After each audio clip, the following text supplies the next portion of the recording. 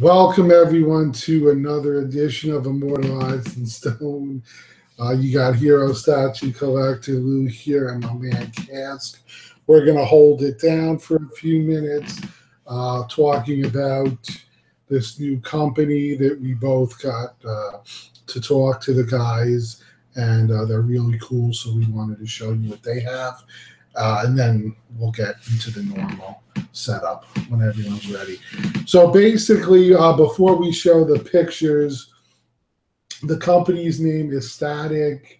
It's Statix with an X, so it's STATIX, and custom collectibles. And the first thing I'm going to put up is this new really cool series they got going on, and these you can order right now. And they are these. They call them the HeroMon series. So here's the first one in that set, which is Pokemon as Iron Man. So I think that's really cool. I don't know about Tim, but I myself was born after the Pokemon craze. However, I did get into them with Pokemon Go. Now, I've kind of died down a little playing because when I lived in New Jersey, it was easy to find stuff because there were stops everywhere and all of that. But here in Florida, it's a little harder, so I haven't really played it as much. But I still do love all the characters. Yeah. So, I was like you. I was after the Pokemon craze. But I play a lot of Smash. Nintendo, you know what I mean? Mm-hmm. So, and they've got a ton of Pokemon characters. One of the characters that I like to pick is Pikachu. So this actually caught my eye before I even looked at the other statues that I was interested in from these guys. Same here. And it's Iron Man, like an Iron Man suit. So I thought it was really cool. Yeah, I thought when I first saw it, I'm like, what an interesting take. You took two intellectual properties, combined them into one, and it really works pretty well. So I love the pose. I think that's one of the perfect poses for Iron Man, lifting off. I think they did well with the smoke. As we all know as statue collectors, sometimes smoke is quite tough to pull off correctly. And I think they did that well. And I'm going to share some more pictures. I don't want to show that yet because it shows two different ones. So here's another angle. You have the back angle. The way the tail's done is awesome as well. And the fact that, like, this thing, it's third scale, but, you know, a Pokemon's not huge. So to get this kind of detail and line work on something that size is impressive, because hell, we've seen even Sideshow screw up painting Iron Man. So, oh yeah, I've seen a lot of that. Yeah, so this looks very good. Do you know how tall it is in inches? Or that I'm not 100% sure of. Okay. Because that I wasn't given the information. My guess, now again, this is just a guess. I could probably look it up. Yeah, you could try. I'm gonna think about 12 inches, maybe. Okay. I'm guessing, guys.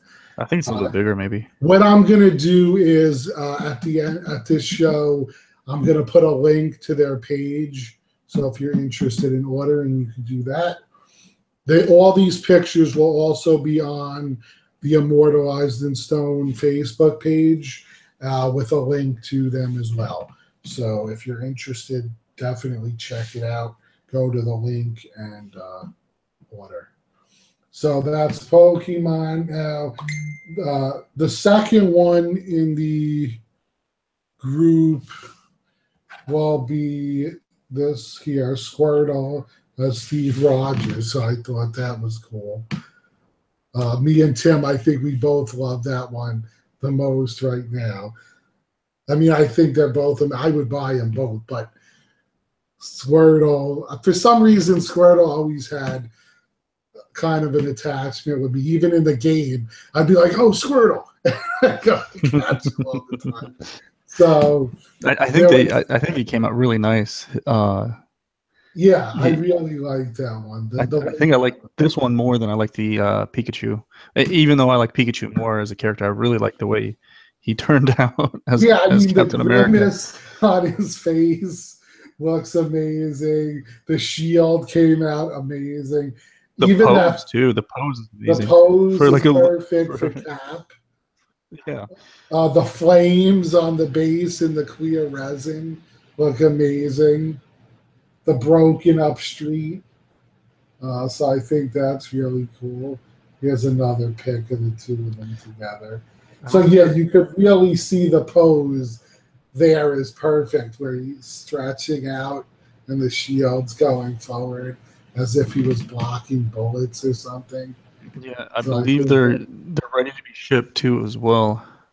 Yes, that they are. I think they're $310 US dollars. I think they're limited to 80 pieces. They do have unpainted kits for $230, and those are limited to 20 pieces. So, and I've got the weight. They are made out of resin. They don't say what kind of resin, but it's they say they're 3.31 pounds, and they're 9 by 6 by 11 inches. So, yeah, they're pretty big. Yeah. Yeah, for a Pokemon, yes. Yeah, and that's cool because you wouldn't want this to be, as in my opinion, if I'm going to put them in my collection, they're going to be like kind of in between statues. Yeah. So I wouldn't want them to be as big as a premium format, because then it would be hard as shit to display. So I think exactly. Size. So here's some more of just Squirt Rogers. They're calling them Squirt Rogers. Squirt Rogers. That's fun. I thought you made that up, but that's what they're calling them. Okay. So he has the jacket, which looks really cool, the bomber jacket. Here's another angle with all the stripes on his shirt and the star. Let's see that as well. Here's a shot of the back with his tail.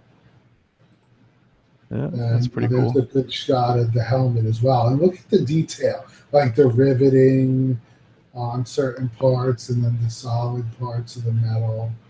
The way the shell has kind of a battle damage look to it, which I think is cool.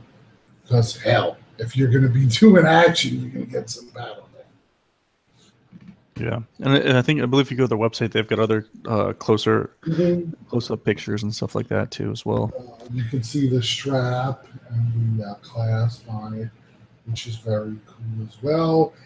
And then I was going to say, and and the whole reason why we're doing this is because we actually like some of these statues that they're coming out with, and we kind of stumbled upon these, and we want to dedicate more time to just talk about these individual statues that we like, and it's pretty cool. It's pretty cool. Exactly, because it's also something that we saw and we were like, oh my god, nobody's doing these characters. Yeah. Especially this. This is something they came up with.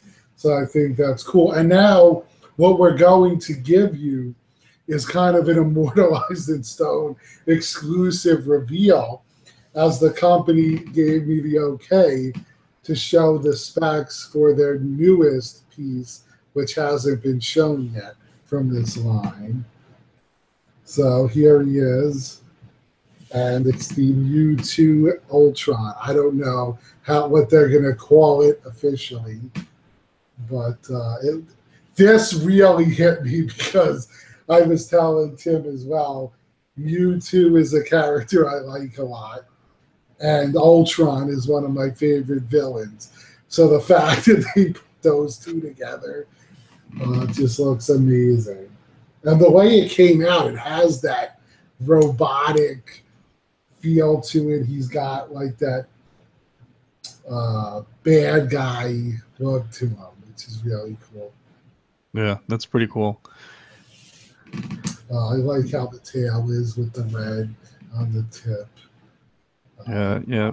The eyes, and it makes it kind of pop. And to me, red with, you know, silver and black. It was always one of my favorite color combinations. So Yeah, I play Smash and I play Mewtwo as well. I would probably pick something like this. This like if they had a variant costume because they yeah, have different variant costumes. If they had this in the game, I'd definitely pick this. This would be pretty cool to play as a Ultron Mewtwo. yeah, exactly. So I think that's cool. Now, guys, what we're going to show you, I know this is Tim's favorite piece. So I'm going to let him do a lot of the talking on this because he knows a little bit more about the character than me. And then we'll show some other stuff. And at the end, there's some art prints they have as well we'll show. So here's Tim's favorite piece. So this is the Juggernaut. So this is from Dota 2. So to give you a little bit of background, Dota 2 released on PC. It's a free-to-play game in 2013, but I believe there was it was in beta or alpha or whatever you want to call it for years. So the game has been out for a while. I've been playing it for a while, and this is just they've got over 100 characters, and this is one of the more popular ones. I play this character a lot.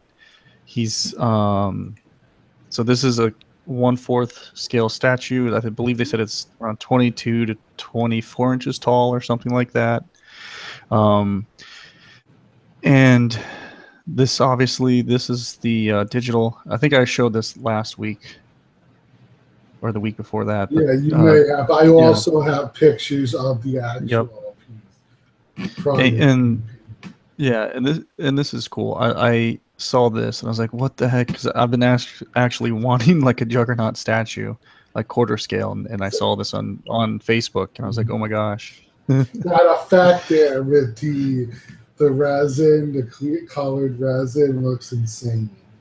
Yeah. I'm wondering how they're going to pull that off. So when looking at these pictures, my only, I guess not a concern, but my only wish is that they make it more not realistic, because it looks very realistic here. Whereas I'd rather them use more of a cartoony look and actually, you know what I mean? Maybe make the colors look a little bit more like the game. A good example would be that one character we were talking about earlier tonight. What's her name? Lou. The statue of the chick in that video game with the wings. Oh, you mean Morrigan? Morrigan, yeah. I think that's a perfect depiction. Yeah, that's a perfect depiction of a video game character turned into stone or whatever resin. And I believe they use the right paint to make it actually look like the character from the game. Another character that I think we talked about that we both didn't really find that we liked too much was the custom Link that came out recently. He's a little bit too realistic for my taste. Yes, the face was a bit too real. Yeah, yes, because I grew up playing out. I've spent hours playing as Link as a kid and playing the game, so I'm used to a certain type of Link. So my only hope is that they make him look a little bit more color-wise, look like the video game, and then I'd be all for this thing. But I think remember though, this is just the pictures of it. We don't know. I'm going to show the actual statue, but it's not painted, so we don't know how it's going to actually look painted. But, this is the exclusive version. I'm just saying if they nail the colors, then it's the sculpt. The sculpt is already there. I think the sculpt is already there. The sculpt's already sculpt is there. The thing that helps it keep that feel you're talking about is the mask. So at least because if it was just a portrait of someone and it looked too human-esque, that would kind of ruin it. But the mask definitely does that. I like the glowing eyes look to it. So the exclusive is the I don't know if they're doing exclusives anymore. I don't know for sure. Well, it says EX version on it. Yeah. That's what I'm going with. Yeah, I believe they said that they might add the second one with the statue anyways, the second sculpt portrait. But in the video game, yeah, you don't ever see his face, so no one knows what the Juggernaut actually looks like. So that's pretty cool. Yeah, so this thing, I don't know if it's like a sword strike. That's part of a. Demon So they sell DLC clothing and stuff like that. Okay. So that's how they make their money, is through microtransactions. So I they sell you. Some games I play have a lot of them in it. Yeah. So you could buy this it's called the Arcania version. And it's a really cool effect in the video game, because there's a lot of like translucent glow, and there's a lot of particles and stuff. And this is part of the Arcania look. Is you got this like dragon that like swirls around you when you kill people and stuff. Oh, okay. Yeah, that thing looks cool. I like the flames coming out of the mask in the same type of resin. The pose is great. I mean, the way he's stretching and climbing up the mountain, it has a realistic look to it, which I think is awesome. And like you said, I think the pose is amazing. So now what I'm going to show you is some raw pictures of it without being painted. But this is the actual statue. So we have some of it here. You can see they did a pretty good job with the details. Here's an option. Yeah, and now is that hand sculpted right now?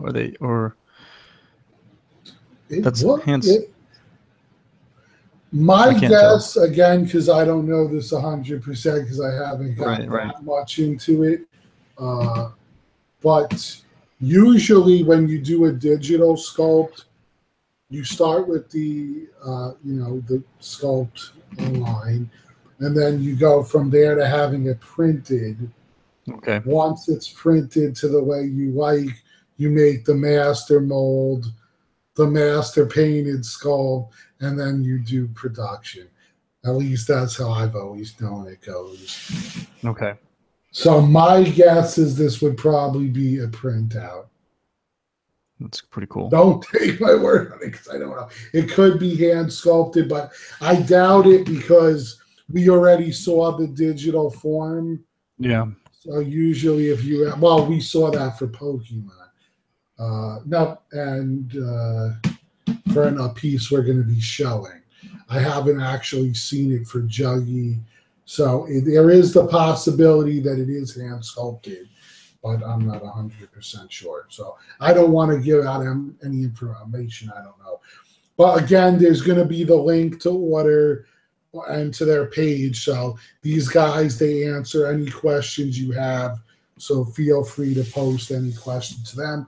You could ask us. Me and Tim will be glad to find out the answers for you. Oh yeah, they're very friendly. I looked at their Facebook page. They answer everybody. And anybody who puts a comment down, they answer them. So here we see the frontal picture of it, which looks very good. I think you could tell there's a lot of detail in this, which is something I like in my statues. The mask looks pretty good. Again, you're not going to have the depth because you don't have the paint and the shading on there. Right. Here's some Warlock. This has very good musculature. I think they did some good job researching how the back works and the muscles on the arms and so forth. I like this feature too. I think it looks like it would be rope wrapped around the pants legs by the boots, and I think that sets it off because it puts a lot of ripples in the pants themselves, which shows a lot of detail. Yeah, the Juggernaut is a samurai / ninja, whatever. He's very cool. So, he's a melee character, and that's how I get down. I get in your face when I play the game. Yeah, I'm gonna kill you with a sword. Even when I play games like what the hell? The one for the Xbox, Fable. Yeah. I always picked a melee character, and then magic was like the backup that I used. But melee, I like coming at you with the sword. Right. Okay, so that's Cool. these. Now we go to their latest project, which is the one that's this is what introduced me to their company. Because once I saw this, I was like, oh my God, I've been waiting for this. Okay, should I start from the beginning? I'll start with these since they're the best pictures. Okay, so screen share. So this is the crow that they're working on. And I think this to me is amazing. I've always liked this look with him perched on the gravestone. The level of detail in it is amazing. This is just a far picture. I'll show you some more close-ups. The guitar just looks epic. I mean, you'll see how much work they put into the sculpting that. You can kind of see it in this picture. Again, the names on there, it says Shelley Webster on the grave. The jacket, you can't, in this picture, you can't really make out the crow on his shoulder, but it looks great.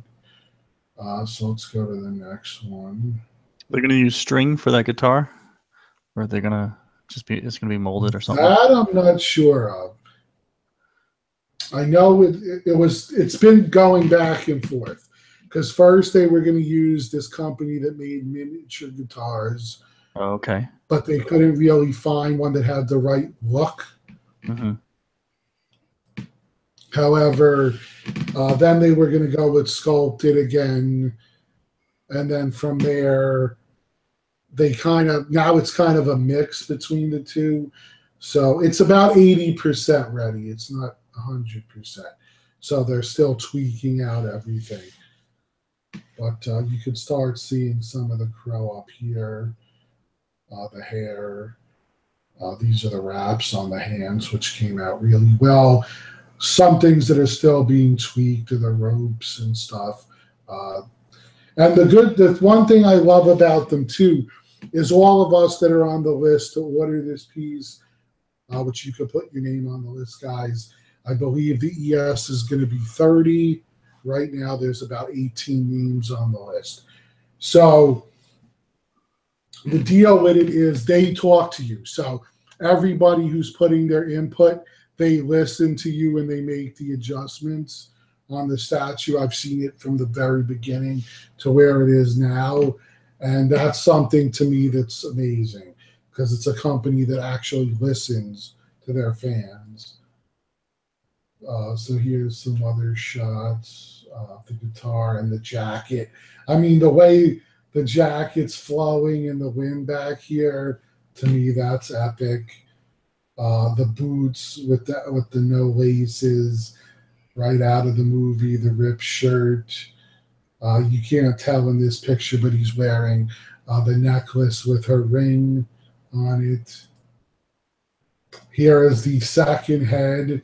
So if you're a fan of the James O'Barr comic book that it was based on, that will be the second head. So you have either the Brandon Lee head or the comic book head. Here's side by side. Find some other pictures of it. I want to go into. So do you think a lot of people want, is it more people wanting to have the movie head or the comic? Are there a bunch of die-head comic? My guess would be more the movie because most people are like, yeah, I'm going to display it with the Brandon Lee head. But let me show you some more close-ups. This is it actually in the form where where you do the digital sculpting, which I think is actually, you know what? I better not show that because I don't know if there's any information that people shouldn't be seeing on there. So I'm not going to show off the ZBrush stuff. The ZBrush stuff? Okay. Yeah, I'll show the other pictures. Because I don't know, it might have like the specs on there and how to recreate it, and I don't want to show that kind of stuff. It's always better safe than sorry. Yeah, that's my plan. Let's see how these look. I think I should.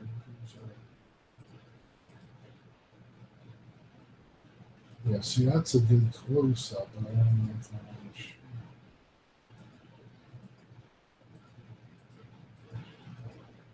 Well, anyway, I don't want to go. Oh, all right, here's a good shot of it. This is on without the color in it. Wow, this is ZBrush too. Damn it! I wish there was a way to just get the middle picture without showing everything else. Let me see if I have it. No, that's their next piece. I know how. Oh, you know what? I know. I think I know how I could share it with you. Give me 1 second.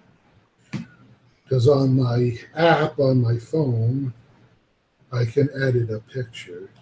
So it's good. But you could give your thoughts on it while I'm looking for this picture. Well, you know, I think I'm going to be the Crow for Halloween.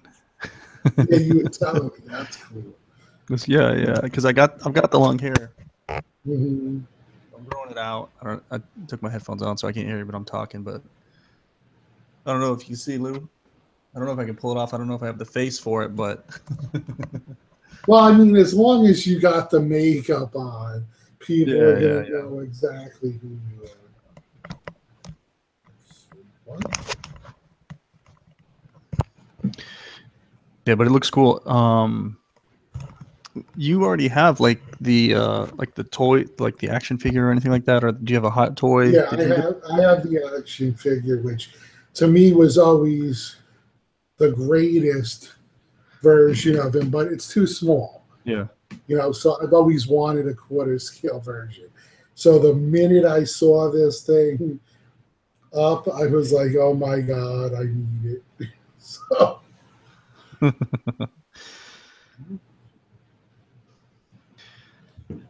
Yeah, like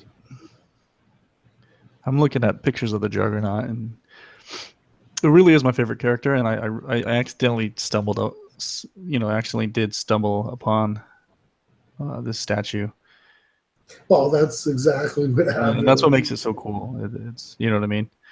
And that I sent them a message, hey, and they answered right away with all anything that I asked them about, which was cool. Same. Right, so let's take out that part of it. Let's take out that. Nice. Now I can share it. Yeah, when I play Dota, usually the kids are in the room, and one of the lines from Juggernaut, which is a line from the other Juggernaut in the movie, is "I am the Juggernaut, bitch." Mm-hmm. But sometimes the kids start copying what the character says. Oh yeah, that's all you. Then the wife go, "What are you teaching them?"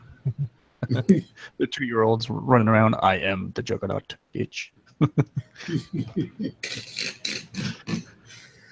Oh my God! No, I'm not lying either, you guys. Look at my phone. I took this is my screen, whatever on my phone. Screen it's share. It's like a big head version of the Juggernaut. Like, I think he's awesome. That's how I might have to show this in a second, because I have to send it to somebody so I can show it. Yeah. And if you guys ever see me not looking directly at my camera, and I'm looking at like this way, I'm usually probably playing Dota. If we're in the statue chat, and then. Actually, what I'm going to do, Tim, I'm going to send you the picture, and then I'll share it from there. All right, so. You're going to send it to my phone, or? No, to Facebook Messenger. Oh, okay. Because then I can open it in my Facebook Messenger and show. Oops, got a notification. All right, so let's go to Facebook Messenger. So you want me to share the gray? Yeah, that's the one, the gray one. Okay. Let me go ahead and share my screen. That's it. So what I did was what I did was I removed all the info so no one could see it. And I'm just showing the actual statue. So there you could see the crow on his shoulder, which looks really good. You can see all like the details in it because it's not all black. So right here you can see is the necklace, which will be painted, obviously. You can see how the boots look. They're open because of the lack of the laces. All the creases in the pants, the way the leather is stitched on his jacket and how it's flowing in the wind. You can see Shelley Webster's name on the grave. And you can see the guitar itself. I'm assuming, again, that it'll probably be molded. That I'm not 100% sure on. But so I think that's pretty cool. So now that we've shown all of that stuff really quickly before we get on to the others, art prints that they also did, which are pretty cool. And then, here they are. So let's share this.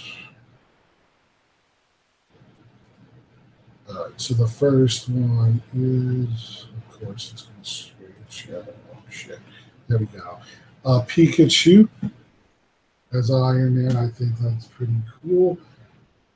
And the second one is a Darth Vader kind of done in a steampunk look, which I think is pretty cool. And I like the colors on it. So if you guys are interested in any of that, look them up. And we will provide a link in the show description and a link on our Facebook page to them. So now, again, we were happy to do that. Really great guys, and definitely check them out. I wish you guys all the best.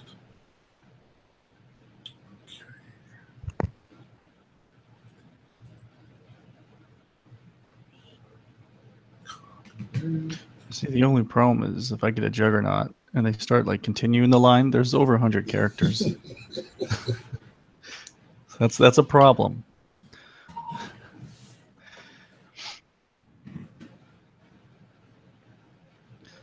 So that's the problem with any statue, unfortunately. Yeah. Unless it's just one, character that they're doing. Yeah. Yeah. Because that's what my fear is with the upcoming Danger Girl. Because I know if I get that, I'm going to want all three of them. Oh, yeah. Well, you know they will. I'm sure they will.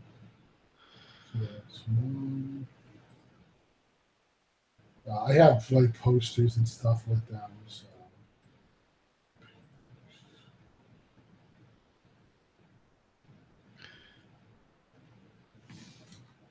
Oh, I gotta do his email.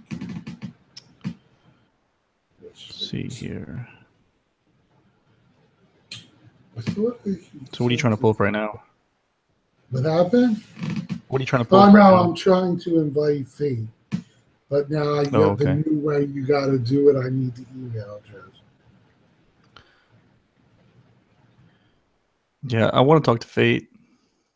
Let's see. Show him some pictures. It's about I want to talk about posing capes. What up, Mike? What's popping? How you doing? What's going on, Mike? We're doing good, man. Did you guys see that new Arkham Knight Batman Joker from Prime 1, the game one. The one where he's on the top of the building? Yeah. Yeah, that one I like. Yeah, I like it. I like the face sculpt a lot. I think it looks really like the game. Don't know if I like the suit on the Joker. The way it comes out, it's real shiny. But I don't know. That's just my opinion. Obviously, I like premium format. Whatchamacallit, the clothing. I prefer the clothing than just all sculpted. What up, guys? What's up, brother? Yeah, I saw one thing that's cool that you brought that up because it reminded me. A bunch of guys have been showing pictures, which you all might have seen, of the Batman PF having the the pants part. Oh yeah, tearing. Yeah, it's Like cracking the leather part. Yeah, Oh yeah, I saw that. Yeah. He must have did as something. As soon as I saw that, I ran to mine and I'm looking at it. Is anything wrong? Oh my God. Thank God there isn't. But it makes you think now, should we be treating that? Because I know, like, if you got a car and you have real leather seats, you have to use this protectant oil on it that keeps it from getting dry and cracking. So I'm kind of wondering now, should we use that on our premium formats leather? I mean, I don't know. That's not a bad idea. And what is that? Oh, the Batman. You know how he has the black part that looks like the underwear or whatever on his costume? Oh, a couple of people have been having theirs where it's cracked and like pieces popped off so you could see the material underneath. Yeah. So we were talking about, do you think maybe you should treat it with some kind of preservative or not? I don't know. Because that would piss me off. That's one of my older pieces in my collection, and it's like the last thing I want is that thing get ruined. Because I know I have the OG version. I don't know about everyone because they made a newer version. So maybe some leather treatment. I know it's not actual leather, but something of the sort. Yeah, maybe. I just don't want to do that and then it ruins the fucking thing. So it's kind of, I would suggest maybe trying it on the back where you don't see, just in case.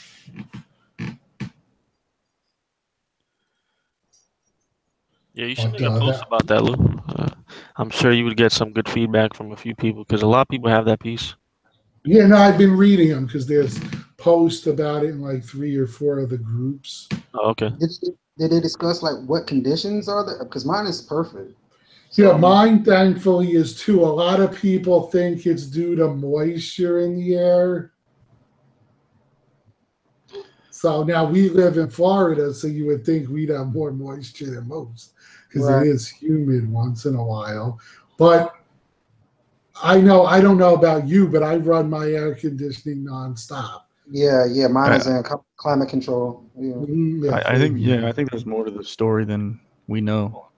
Because he's missing a chunk. He's missing a chunk. It's probably from moving a and playing major increase and decrease in the weather constantly. Yeah. How's it going, boys? What's up, brother? What's going on? Yo. What up, man? How's everyone doing? Everything good? What's up? Yeah. Yeah, that should be I'm doing good. recommended is to keep your statues nice and cool. Mm-hmm.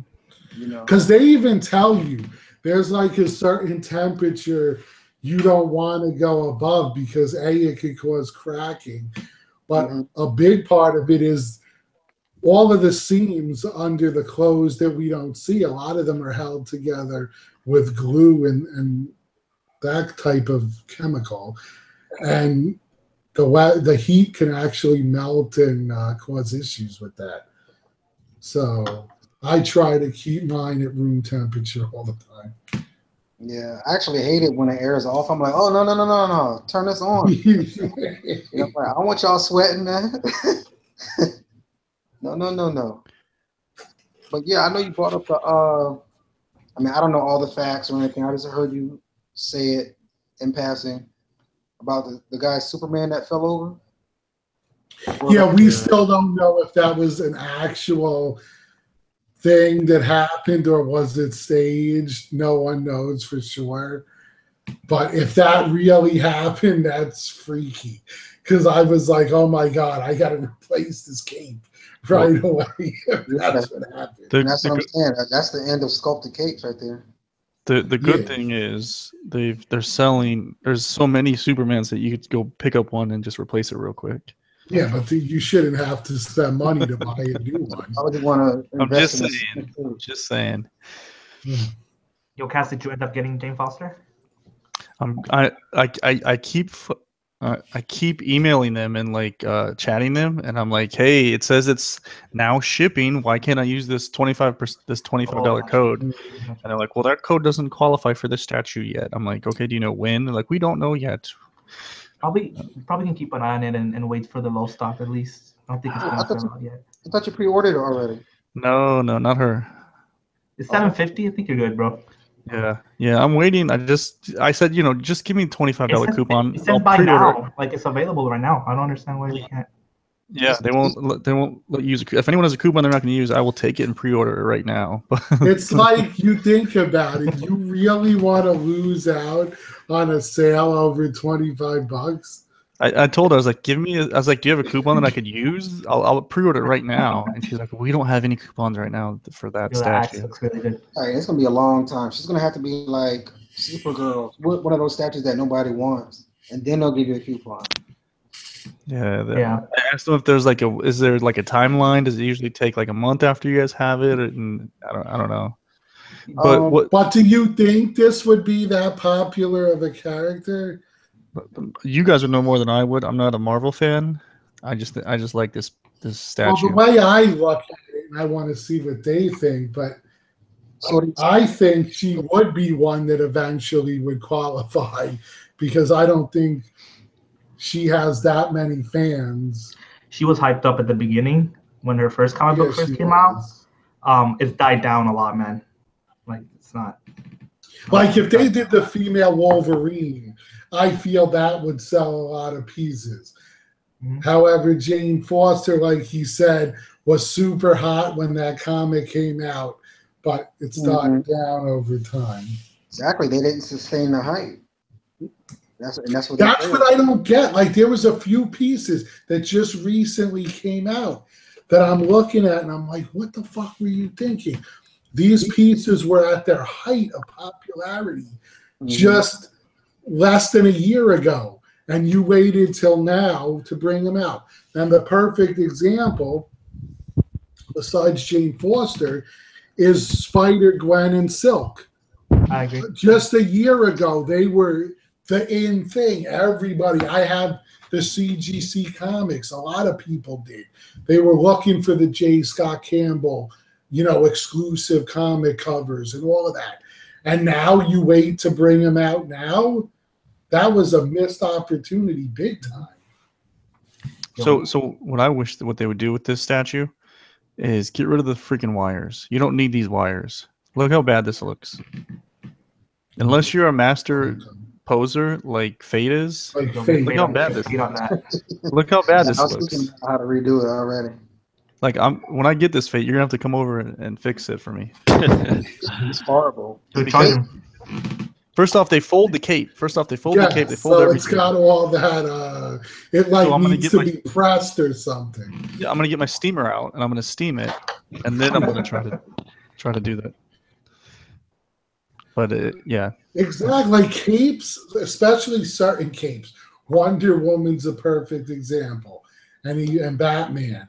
If they flow right, like without wires, and they hang the right way, they look amazing. So you don't even need to pose some of them. Yeah. I like the pose though. Well, yeah, because you're good at it. I mean, especially to customize that's my thing. I mean, I like to do that. It's just like an exclusive. I'm like, you know what? I'm gonna switch it to something else. But just as long, like Wonder Woman's hair, just as long, like if it had a cape, I would definitely pose it in the way that her hair is blowing, you know. But like Superman, his hair is like still, so it is what it is. You can just do whatever you want to do with it. That's right. Yeah. I like that exclusive though. If I get it, I get the exclusive. What the brown one, yep. Yeah. That's why I'm kind of like rushing. I'm like, yo. Yeah, is it still out, right? It's still open? Yeah, the exclusive's still there. I think it'll be good. So you have bad luck, man. You need to just go ahead and do it, man. You don't want another Bane, bro. Oh, God. I know it's only $25, but fuck, I don't know. You can save $25 for the next statue, man. Yeah. Yeah, cause there's always an extra one. There's always an next one, yeah. God willing.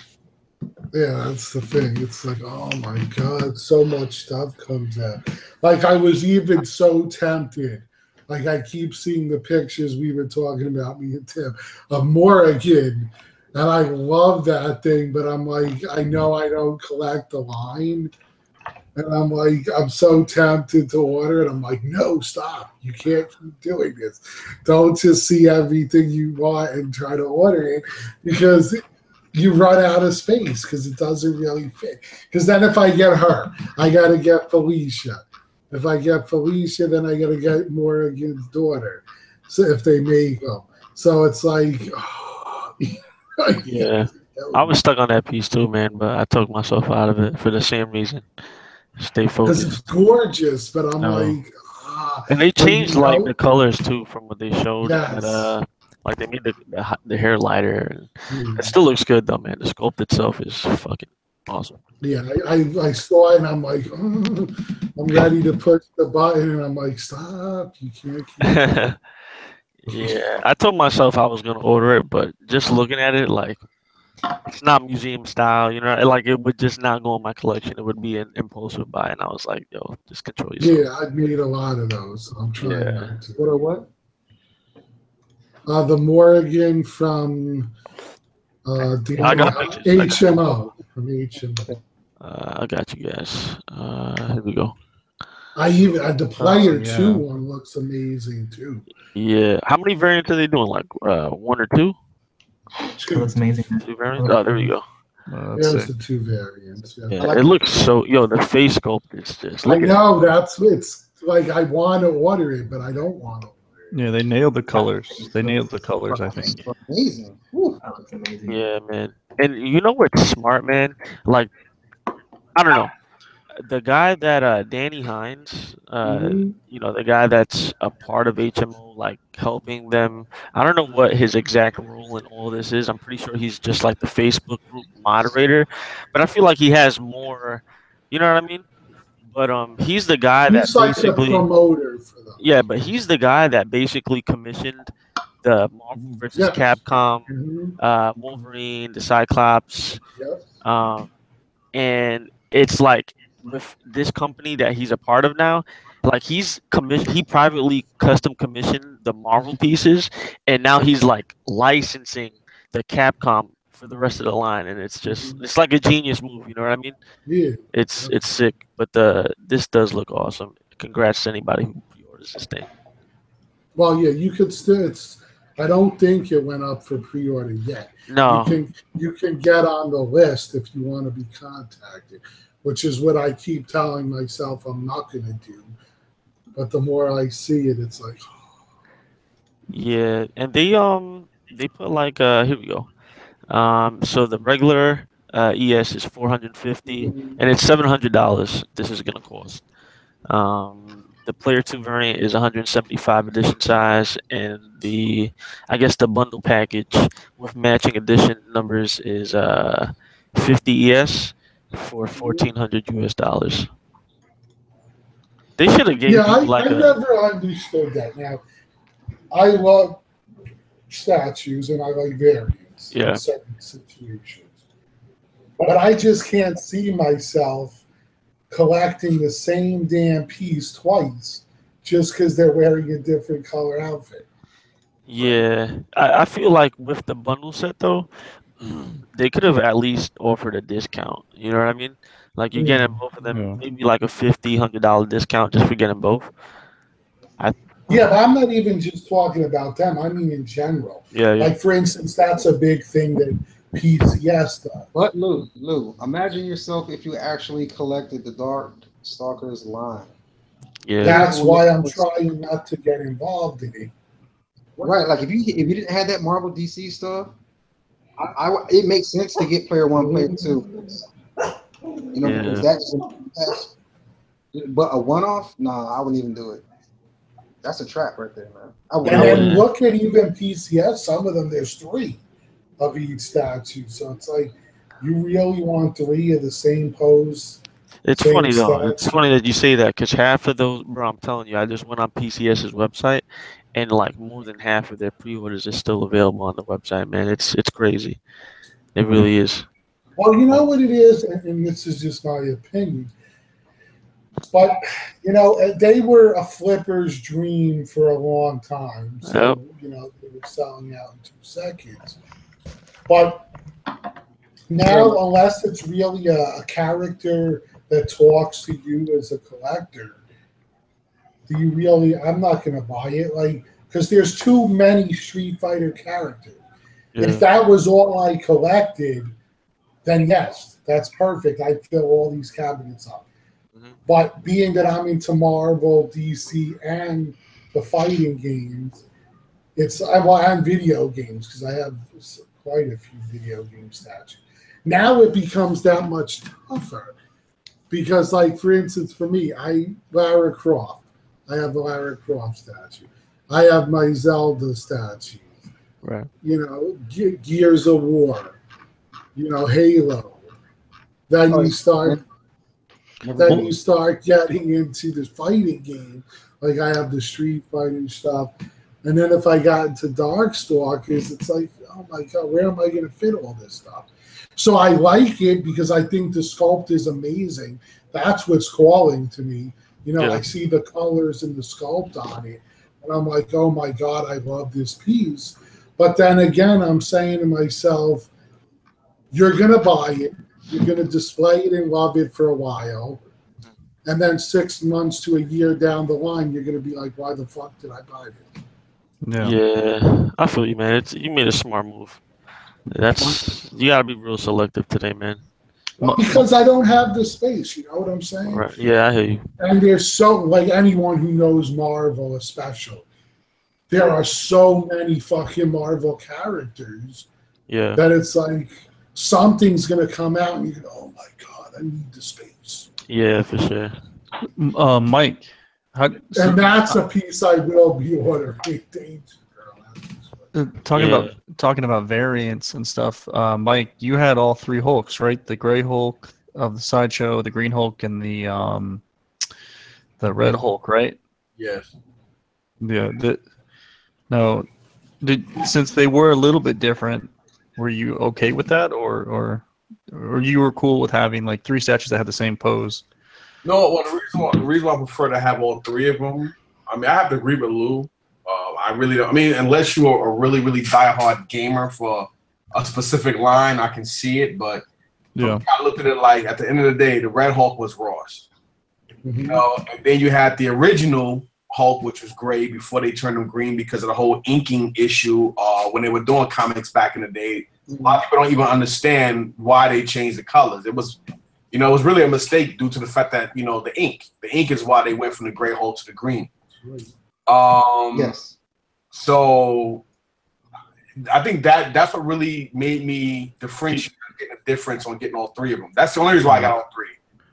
But I have seen a lot of people's collections, like the brother, I can't remember his name. I think it's Toy Hunter 75 or something like that. The guy from Boston. Is it him or it might be him or somebody else? But they have a beautiful collection. Do you mean Will? I don't know the name. I just know Will has a humongous collection, but I know he's from Chicago. Nah. This guy I'm talking about. No. I'm not talking about Will. This guy, he's a Caucasian dude, and I know he's from Boston area because of the way he speaks. The accent. Yeah, I could be getting the YouTube handle name wrong. I might be even getting the same guy wrong, to be honest. But it's something that he has a huge ass collection, a huge Street Fighter collection. I noticed that like about a year ago, and it was just beautiful. Yeah, and all his stuff was nice. Like, you know, I guess it depends. I mean, I guess if you have one specific line, I guess it would make sense. But at the end of the day, I gave that some thought too, and I was like, you know what? I just think that if you get whatever characters you like from any genre, I don't really give a shit. You know, like, because now I used to be like that too, but now I'm like, man, fuck it. I like it. I buy it. I don't give a shit. Yeah. Mike, is it Statue 175? That's it. All right.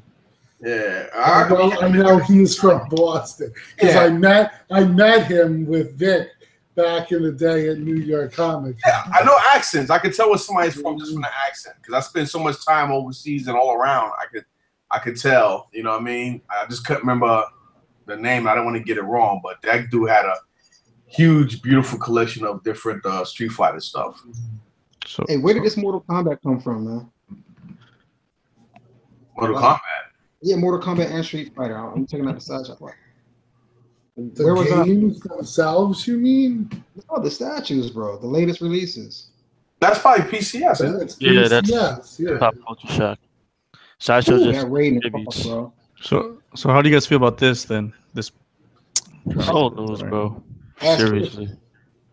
It's old. Chris going. Don't get me started in that because I just saw the Soundwave statue, and that's the Soundwave from my childhood with the cassette tapes and everything. And I want to order it so bad because that when I think of Transformers, besides Optimus Prime, who's my favorite ever, Soundwave was the next one that resonates with me because I remember transforming it and, you know, the tapes and turning them into the characters. So I saw it. I'm like, oh my God, this is so cool. But I'm like, no, you can't get into that. You don't have to, especially for Transformers. I always thought Soundwave was underrated as a Decepticon. I always thought he was, to me, he was like the ultimate badass. Like him and Devastator are my two favorite Decepticons.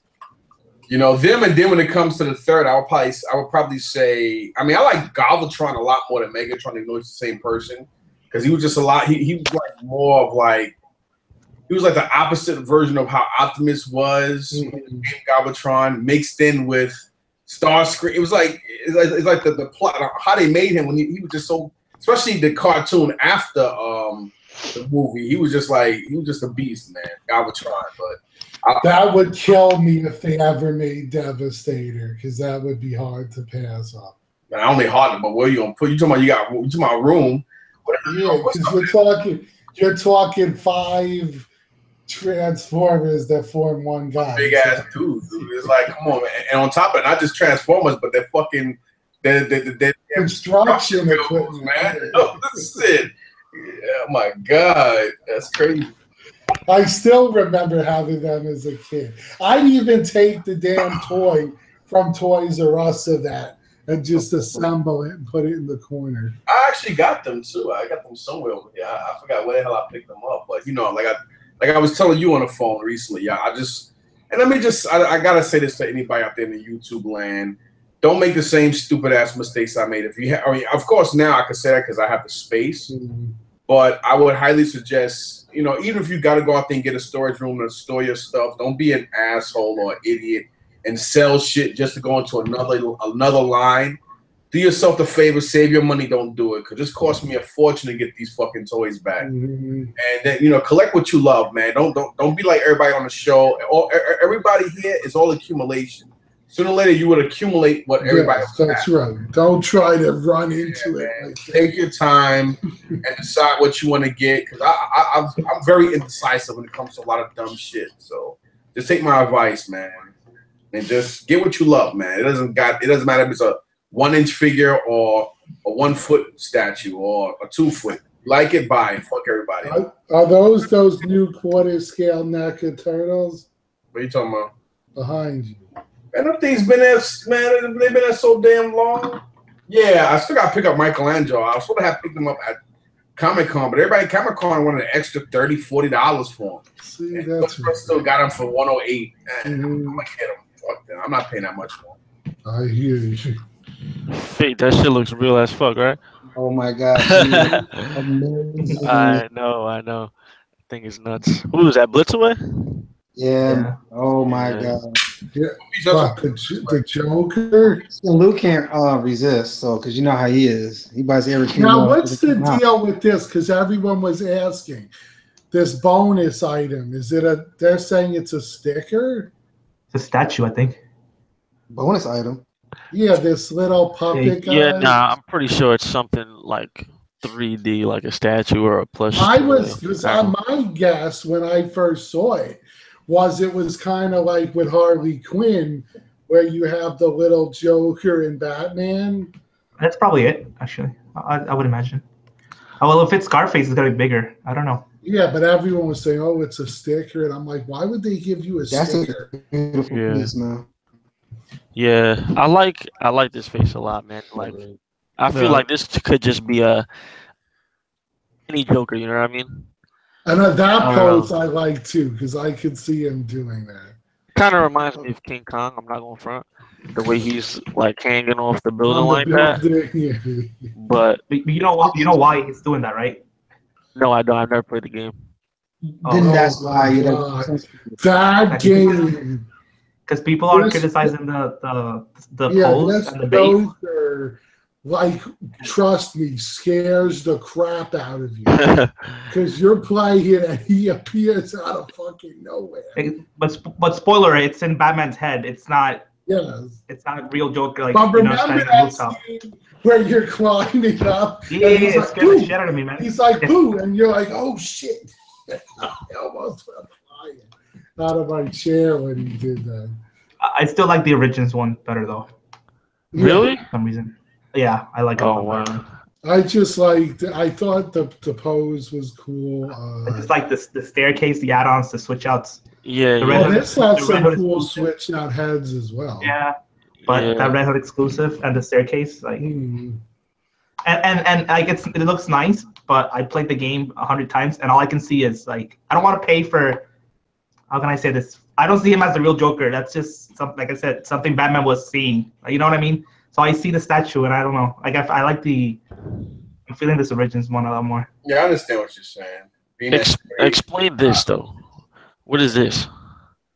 What? Let's see. Like, in regards to the game, like, what is this? He did some weird shit in the game, bro. He had a top hat on at one time. I don't know. Oh, okay. It's kind of but you would be like hanging out in the rooftop as Batman, and he would literally just surprise you out of nowhere and like out of nowhere, dude. Yeah. And it was always at the worst moment. He's a little too shiny, his outfit. Yep. Yeah, it's a little plasticky to me, actually. I don't know. Just this part right here looks a little bit, I don't know, like that cuff. Again, though, that could be the lighting, that they used on it, so you never know. True. I mean, I tell people all the time that when you see these pieces in person, they look so much better, the third scales in person, than they do in picture. Yeah, I really like that Joker, man. Yeah, it's true. I like this one a lot too. I'm not like. I like the beat up look too. Yeah. I mean, that reminds me of my 6 scale that I have, my gray scale, but bigger, better, and in color. Yeah, I'm just waiting. Man, they got to do the Jim Lee one to go. Oh my god! Batman. Tell me that tweet of that Joker isn't amazing. Oh yeah, I saw that at the con. It looks great.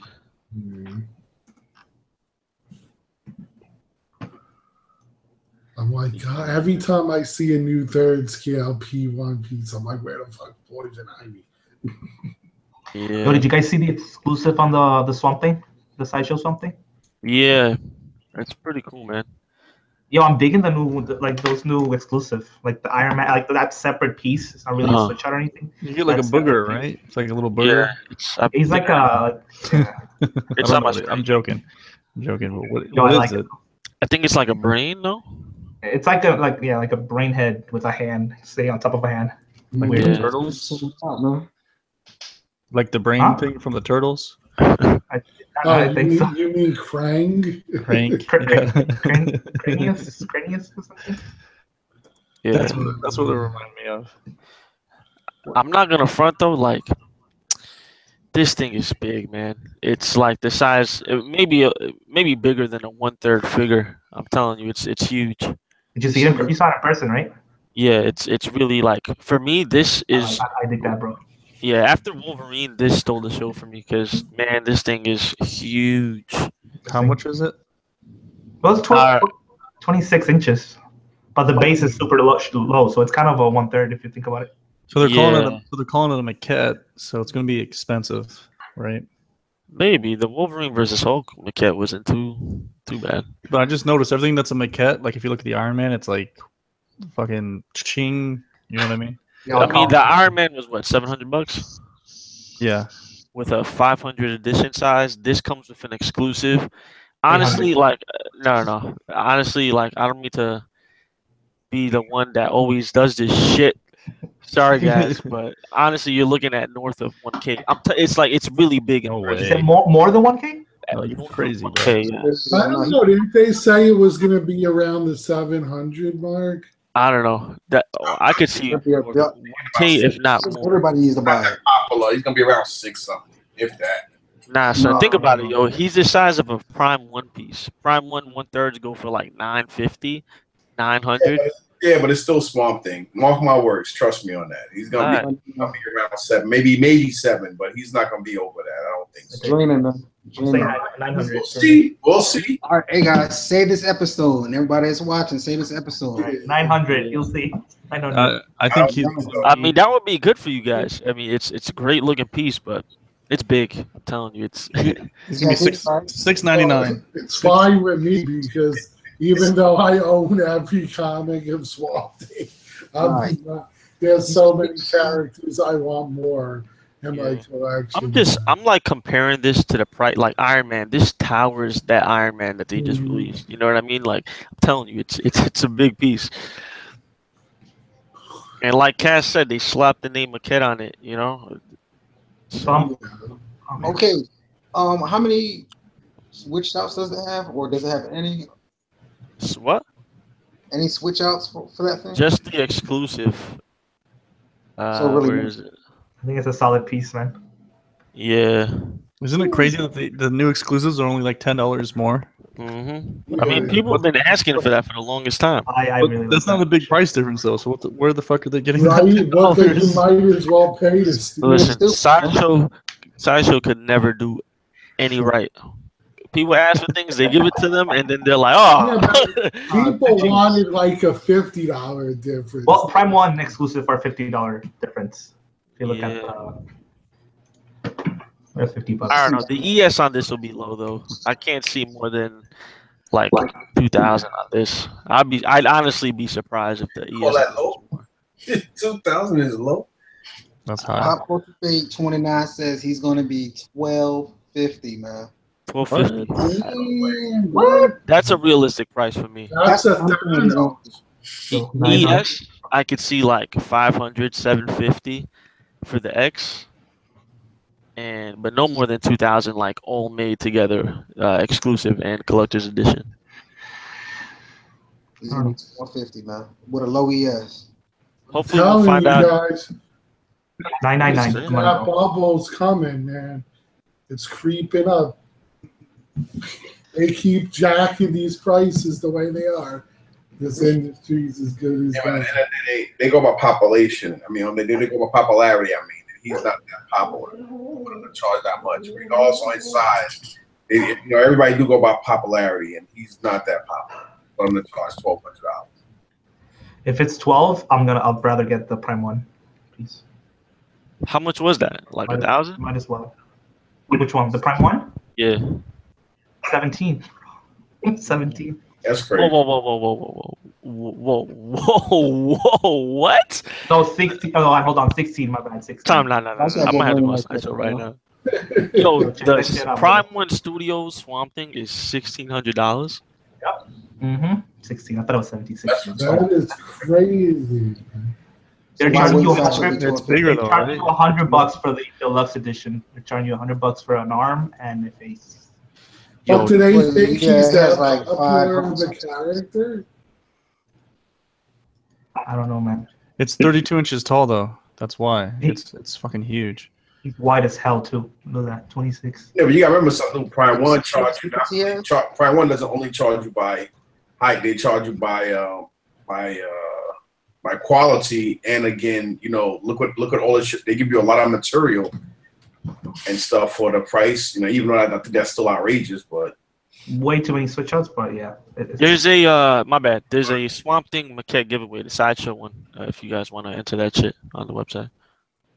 Yeah, I never win That's that. the only way. You never know, bro. You can't win if you don't play. You know. I can't. I can't play. Once they see my name, I'm done. Like this motherfucker.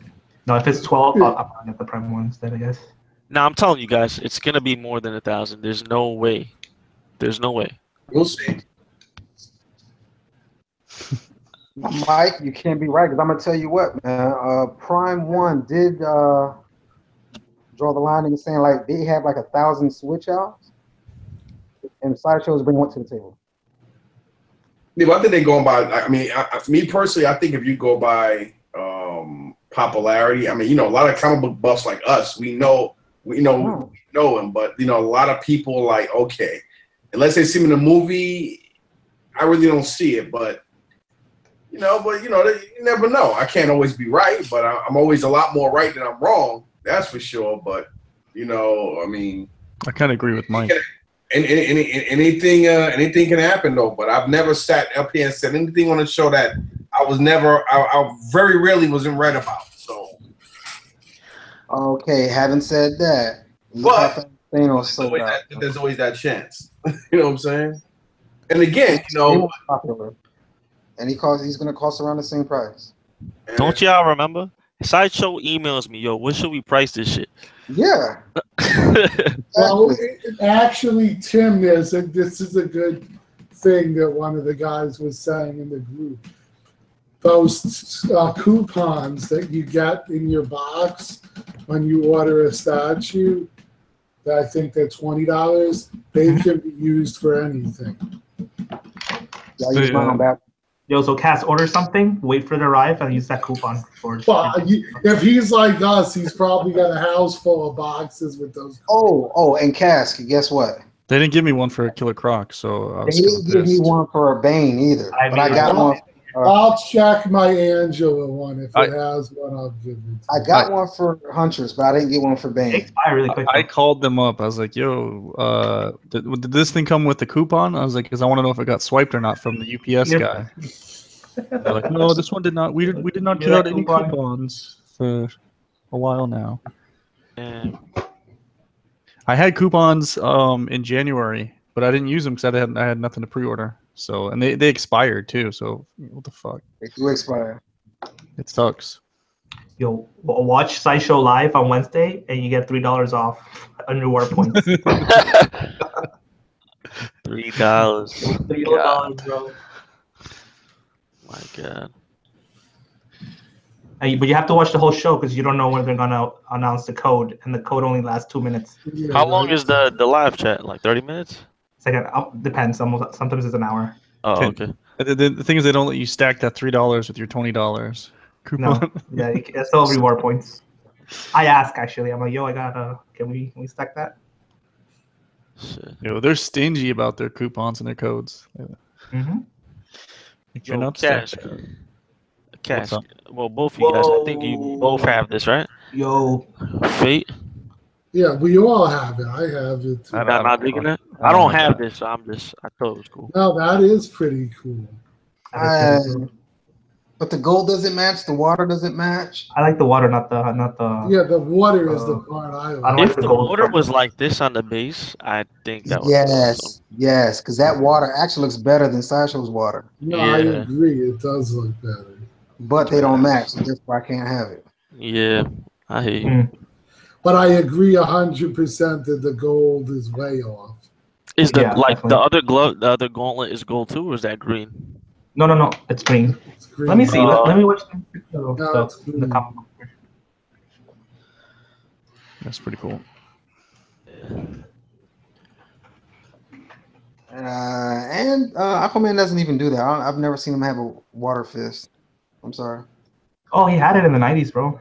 When he had no hand, he had it for a while. Oh yeah. It doesn't I look see bad that. in this picture. Look at that. Yeah, in that picture, because the light Light is. Yeah. His gold looks, less gold. Mhm. Just shiny. Like, That's the ticket. It's too Ooh, shiny. that mirror looks good though. Holy smokes. Yeah, somebody's making a custom Where is companion Mira? piece. They need a Mira. Oh Yeah. wow, that's like okay. They made it just like the Pierre. Yeah. That's it. Which if you have a bastard, you ain't fitting 2 of those damn bases. Understood, bro. So I shall get on it because I would definitely get that. Right? You ain't kidding, bro. They need a Mira. If I don't know if you on Facebook. What do you guys think of this idea of making the statue kind of look like he's I like floating that a through? lot. I like that a lot. I saw that Comic Con too. It looks And really that's good. the Kodo, ain't it? Yeah, it's pretty nice. I think it's pretty cool. Yeah, it's badass. I think XM made a concept for, I don't know if it was Vision or Martian Manhunter, but it's a concept just like that. He's kind of like gliding through a wall. Same deal though. Yeah, It's pretty badass. sick. Yeah, that's the first time I've seen that. Like, in terms of uniqueness, because you see a lot of Captain Morgan poses, or you know what I mean, like Wolverine with his arms spread out. That's like the first time I've seen something like that. Yeah, that's pretty sick. Yeah. Edgar and Blake, yeah, those are kind of fair prices, man. If only Kodo did quarter scale. mm-hmm. Yeah. Ooh, I can see $8.99. If Sideshow actually wants to sell more than one, then yeah, they should try $8.99. Bro, if it's a low ES, What are you talking about? Something? Yeah, it doesn't matter, bro. It'll sell. They're gonna sit. Yeah, I think that's one, unless there's a lot more Swamp Thing fans than I know of, that's going to sit for a while. I'm thinking it's going to be $750 total. I mean, look at it this way. I'm a DC fan, and I don't really care about Swamp Thing. So Same here. Yeah. I say it like this. I was on Statue Forum today, and I went all the way to the beginning of the Thanos on Throne thread. Yeah. And this is when, like, people had just caught on. Like, Sideshow had released a video, and there was like a quick shot of like a concept art of Thanos on Throne, and that's what started the thread. They were like, "Yo, Thanos on Throne is coming," and everybody was commenting or whatever. And dudes was like, "Damn, you guys are ready for $800 yet?" Because that's how much they thought it was gonna cost. No, I think it was $699 that they said, and look at what it turned out to be. Right? What we would all be doing a dance. Yeah, and what's crazy is that everybody was like, "Yo," like in the beginning of this thread, everybody was like, "Yo, if it's more than like $700, $800, I'm out." Bro, like 50 pages later when it released for pre-order, different story. So I don't know. It'll sell. Yeah, but that's different though, man. That's Thanos, and on top of that, that was a time when everybody was basically spending a lot of money on the throne pieces. The hype, just like the sneaker game. The hype beast is what set the tempo, man. Now you're right. They definitely hype that shit, but I don't think it'll be any different. Look at that Iron Man, bro. As long as it's a announced ES up front when the pre-order goes up for the exclusive, I feel like if Sideshow keeps doing that, they keep the edition size low, they'll have sellouts. Yeah. So then you just wait for the non-exclusive, I guess. Then, depending if I don't know what that brain thing means to anybody, but I mean maybe that's important, Yeah. Maybe that's a make or break deal. I definitely don't think the Iron Man exclusive is a make or break deal. Nah, definitely not, bro. Definitely not. Yeah, so that's what I'm saying. Like, if they're gonna make fucking 2,000 of these Iron Mans, just wait. Yeah. You'll be able to pick it up for under whatever the MSRP is. So. I don't know, man. Fade's video is making me want that Huntress even more. Did Fate, you got an email from Sideshow regarding the cape? Yeah, the cape will get here when it gets here, man. I mean, I'm not, in a rush. Oh, okay.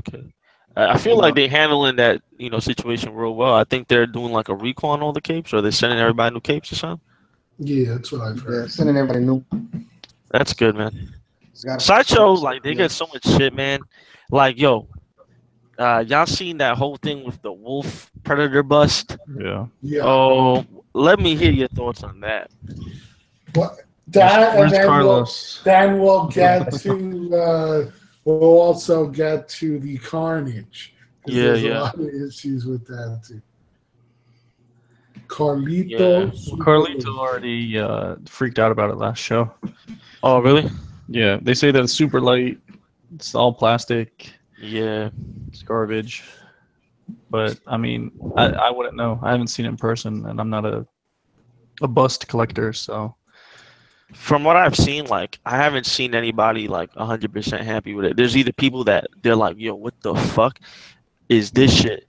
Or people that are like, it's not too bad, but I definitely wouldn't have dropped, $700 on this ever again. Like, I'm getting my money back, or they're getting a return.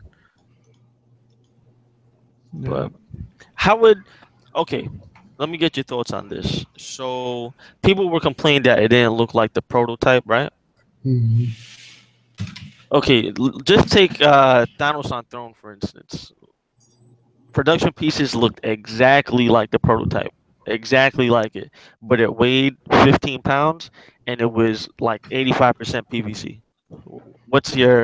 Are you happy? You returning it? What are you doing? 85% PVC, it weighs 15 pounds. The guys on YouTube comment, I want to hear your thoughts on that too. Oh, if the statue's mostly PVC. Mostly PVC, and it weighs 15 pounds. And the $700? No. Thanos on Throne was $1,200. Oh, we're talking about Thanos? Yeah. Oh, we're talking about that. Take in mind that it looks. This is just a hypothetical situation. It looks exactly like the fucking prototype. It's flawless, a flawless piece. The problem is, I wouldn't pay. I'm not going to pay $1,200 for a resin statue like that. So, let me see what statues you have in the back of your collection. I mean, in my opinion, I don't give two shits as long as it looks good. That's just my thoughts. Wait, but there has to be a price point though, too, man. I mean, I'm not Phil, you covering your mic, bro. Can't hear you. Pay more. Still can't hear you, bro. I'm not even. Oh, there we go. There you go. Can you hear me? Yeah. Yeah. Oh no, I'm just saying I can't pay more for less. So no, I wouldn't buy the Thanos. They're actually trying to say that it costs more for the plastic than it does for resin. Yeah, I read that too. So, but let's just say that you take for granted that you already ordered the Thanos, and they said like in the product description that it was a mixture of polystone and PVC, but it just turned out that the production piece was 85% plastic. Did you return that shit? Mind you, it looks exactly like the prototype. It looks just like what was advertised. It's really light and it's made out of plastic. Yes. You would return it? Yes. It depends what I pieces. think you kind of have to at the 1,250 price range. Now, if it was something, I would think about it.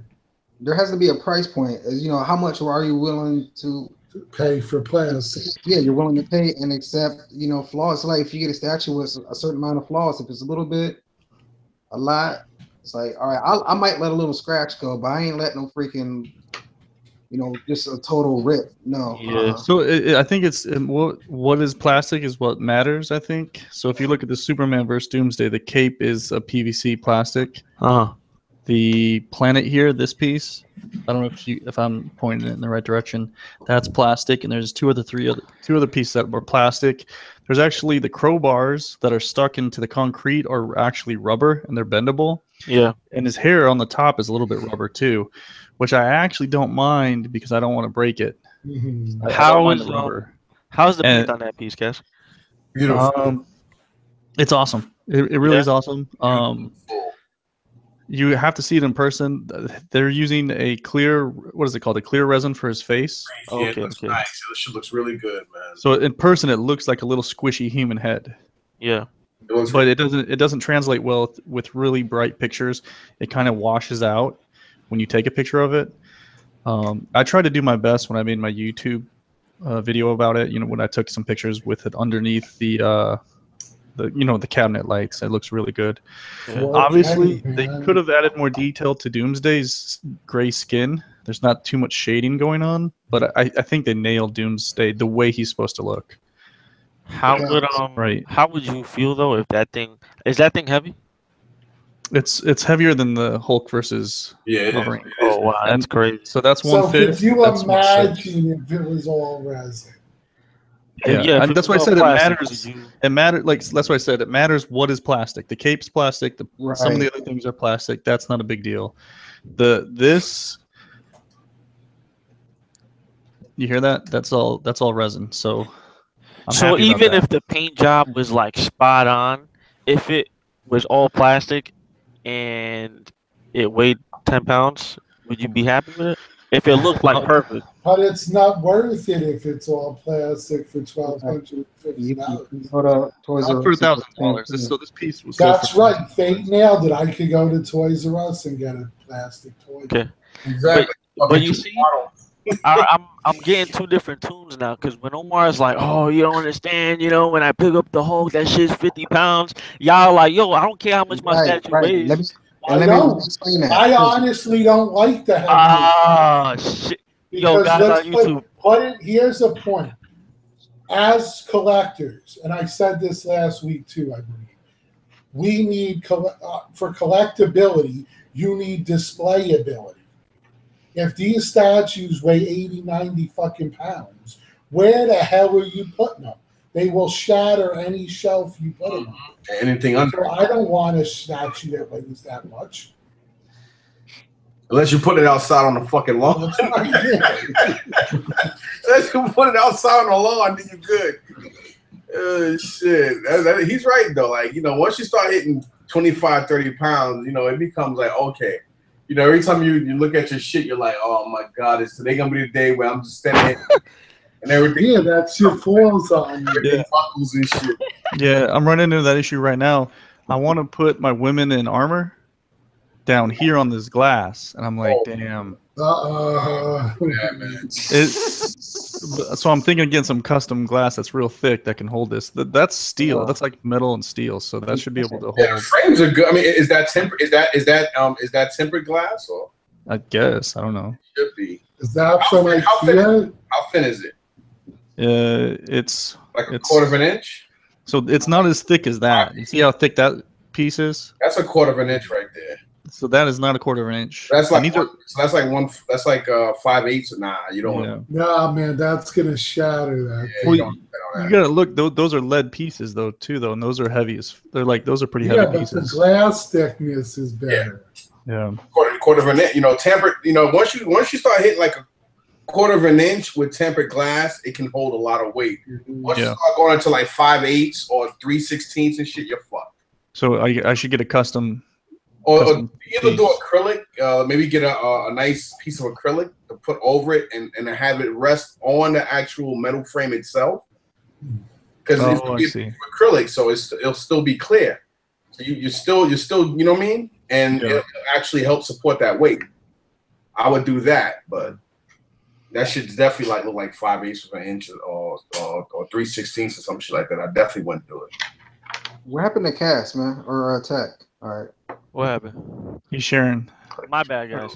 Okay, so Tech, I'm going to tell you my explanation. And this is for your example. There's no excuse for Thanos to be 85% plastic. Now, all right, because he's sitting on the throne, everything's pretty much one solid. He is where he is. Now on Cast Statue, especially Doomsday alone, he has so many brittle pieces. They need to be plastic. All right, so there's a reason why plastic, in my opinion, should be there. Like you said, I want to break like Wonder Woman's hair. I would prefer some plastic tips because if I don't want to tap it and then it breaks, now I'm screwed. Snaps right the Yeah, fuck. I'm just talking shit because every time Omar goes off on his Picasso rants, oh, you know, artwork, all this and that. When you pick up your statue, you can feel that shit. Yo, all y'all always shoot him down like, yo, I don't care how much my statue weighs, as long as it looks good and it's on my shelf. That's all that matters. So I just wanted to hear what y'all was gonna say. Oh, I stand by that. It needs to be a little heavy. But at the end of the day, now we gotta have a little bit of weight. It needs a little bit of weight, just a little. all plastic is retarded. I gotta cover my mouth before I get sick from this hypocritus that y'all spreading right now. Unbelievable. No, but it's true though. Like, you need a little bit of weight to it, but I liked having Kotobukiya plastic statues because I never had to worry about them breaking a detail. I never had to worry about it. I'm just busting you guys. Like, what do you think, honestly, what is the perfect weight to use for a statue? It really does depend on like the size though. Like a quarter scale, man. I say like 25 pounds. Thank you. That's what I would say. 25. And like Thanos, I feel like 35 would be acceptable. Yeah, that's what I'm saying. People are bitching. 35 pounds is heavy, man. What are these people saying that it's light? I'm like, yeah. Not light. Take fucking 8 pounds and that's right. Put that shit in your hand. And I want to see you take it and do that shit for 40 seconds and see just how much 8 pounds will weigh in your hand. A lot of people can't do it. Yeah. And that's 8 pounds. That's nothing. That's lightweight. But hold it straight out and see how fucking heavy that shit gets within 15 to 20 seconds. So imagine you having a piece stuck in one area and then it's hot today, cold tomorrow. And people don't understand, but materials, react the same way the human skin reacts to climate, to different temperatures. It's fucking science. So, after a while, you never know how, like, sometimes you're in your house or you're in your room and you walk in a certain area and you hear something creak. Or, you're like, what the fuck? And you hear glass or something go. Yeah, I know the feeling. And that's what the fuck it is. It's the wind. It's the wind. How you think dust gets from your stuff? It's moisture and the fucking temperature and the climate, it creates dust. You know what I'm saying? And it's static in the air and shit. It's common sense. So you get something too much, you gotta move shit around. Because after a while, that's how shit falls and breaks. I'd be sleeping, I hear a sound, the lights go on, and I start. It's like what fell over? Yeah, that shit happened to me. Like, me and my wife ran out the room like about a little over a month ago. I'm like, I got my big ass mom and pop 12 gauge in my fucking hand, and she got my Glock. She got my Glock in her hand, and we fucking run around the whole house, the kids' room upstairs, everywhere, all through outside the basement 2 times, the whole 9. Then I'm like, damn. Then I'm like, what the fuck? Let me check again. I come in my room, and one of my damn Michael frames with my graded book is right on the floor. And I got glass. It took me like 4 hours. I had to mop and everything to get all that glass up. And that was because of the climate. It's crazy. You gotta be very careful when you build and you put stuff up, and you gotta make sure the stuff's sturdy. And I will tell anybody, please, all you collectors out there, please do not go in and put shelves up by yourself and you don't really know how to find your studs. Don't put that shit on with wall anchors. Yeah, no, don't do that. Make sure you find the fucking studs. Go spend the 30 or 40 bucks, go to Home Depot or Lowe's, buy you a stud finder, keep the packaging, take the shit back the next day or whatever. Just whatever you do, Lord, baby Jesus, please. Make sure you find a stud. Well, worst part, use a nail and then patch up the holes. But find the damn stud. Yeah, make sure you do that because you will be replacing a lot more than a fucking piece of a wall. Believe that. I'll never forget this video I watched of a guy. And he's hanging, mind you, this is one of those old school flat screens that weighed a lot. And he's like, yeah, man, I'm hanging my new TV, and he's putting in the wall anchor. And he's like, this could hold tons of weight and all this shit. He puts that on, turns on the TV, 2 seconds, the whole wall rips Oh my God! I get oh shit, that's funny. Oh shit. Ink. Joe, no. You know what's so funny? That shit happened to me at my old house when I had my old channel, right? Because I used to have my computer desk right over some shelves that I had up. And dude, I had about fucking, I ain't gonna front, yo. I had to like, I couldn't even download the video because I was so pissed, yo. I started crying, bro. I had like fucking 8 Hot Toys the shelf and 8 Hot Toys came down on my head. My shit was sold for like 3 days straight. Yeah, I was so pissed off, man. And then we're stupid as humans because our first reaction, like it don't matter. You could be dropping a 400-pound TV, and your first reaction is to put out your foot to try to block that shit from hitting. It's like, what are you thinking? Now you got a broken foot on top of everything else. It's funny. That's true. I do it all the time. Anytime something falls, I go to try to stop it. And I'm like, what are you thinking, man? If that thing actually fell on you. I was joking around with one of the maintenance workers at the law school, and he was venting because he was mopping the floors. He put like wet floor signs, and this lady still wanted to go to the bathroom. Wow. So she's walking on the wet floor, and he came to me. He's like, "Yo, what the fuck is wrong with people?" And I'm like, "Bro, if I ever see you put wet signs on the floor, I'm running across that shit. I'm getting that paycheck early from Brooklyn. Early." I saw that shit, bro. When I used to work in a grocery store, they have the guys come in and they'd wax a big section of the floor each day. So this person is running full speed because they had to go. Sheesh. Like they had to run to something. They're running. They hit that wax and sliding. Yeah, shit. Instant shit on themselves. Soon as impact hit the wall, bam. Crazy, bro. People just don't think. Yeah.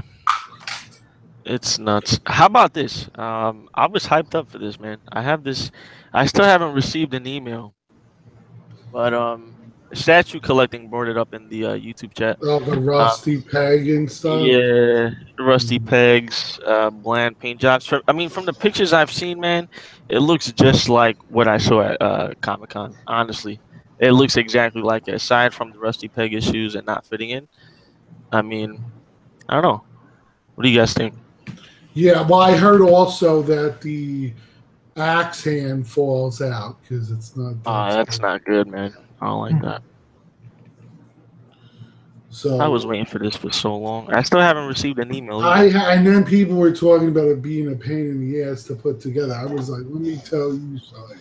Also, Anybody that owns the original PF like me, that's a pain in the ass to put together. You got to figure out where all those little tendrils go, and you want to pull, if you have hair, you want to pull it out because you can't find all the spots. Yeah. It took me literally close to an hour to assemble that. Out of all those pieces. Yeah, he has a nice carnage collection. That's when they're all together like that, it's badass. I like that. I don't know. I'm waiting for this shit to come in. If it's like rusty pegs, like everybody's been saying, because it's like mixed reviews. Some people are like, "Oh my god, I love it," and then the guys with peg issues, they say, it's fucked up that they're there. But if it was, no issues, they'd be so happy. Well, also, weren't there complaints about the paint on the head? One guy, he had like a bad, like on the mouth, he had like a shitty paint job. But, yeah, they were telling him to clean it off with alcohol and water or something. Yeah. Oh, you want to clean paint? Why would they even tell him that? I think that's a collector that told him that. I don't think that's a response from Sancho. You do not do that. It's going to take the paint off. Oh, exactly. It's going to take a lot of that shit off, especially around run the black.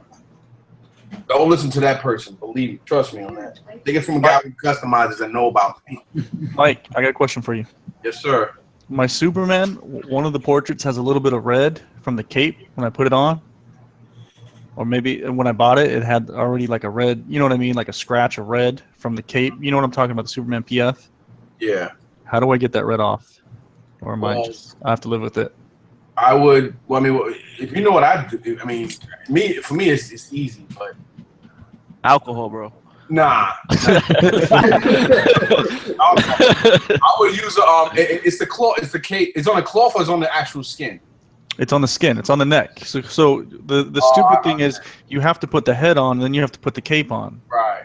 Unlike the Batman PF, you can put the cape on, then you can put the head on. This one is stupid. You have to like slowly put it over his head. And you could try dapping a little bit. You could try dapping a little bit of peroxide on it. Peroxide? Yeah. Get a Q-tip and Okay. just dap it on a little bit, and then use a little cold cloth. Mm-hmm. After you use the cold cloth. Put it in the sun. But when you use the peroxide, let it sit as close to the sun as possible for a good half an hour to an hour. Why is that? Expose that because peroxide works good in the heat. Okay. You understand? So you do that. Then after you do that, you take a damp wet cloth and tap at it again. Then after you do that, then you use alcohol. You do the same thing you do with the peroxide.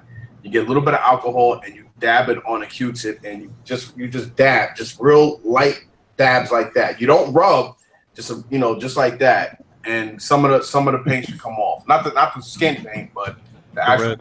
Yeah. Yeah. All right. Thank you. Yeah, it's easy, man. Once you start becoming like me, this shit is. You'd be surprised how easy this shit is. Cass. Yeah. Have you ever tried the dry eraser, man?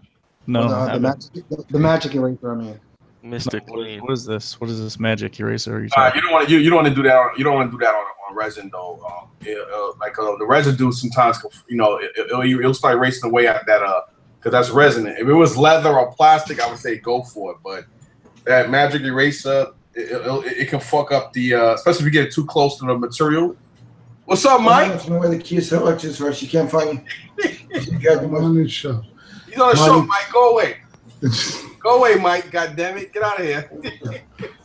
All right, I'll give it a try. I'll see if I destroy the portrait or The not. magic eraser is good. But, it's good for a lot of things. I don't know if I trust it on this. I wouldn't, because like if you don't really know what you're doing and you wet it and you get that the residue, because when you scrubbing at it, it tends to crumble. And you don't want none of that residue from the magic eraser to hit the material, the actual material on the cloth. Okay. So there, I'll try it. See what's the best way to get dust off an old statue? All right.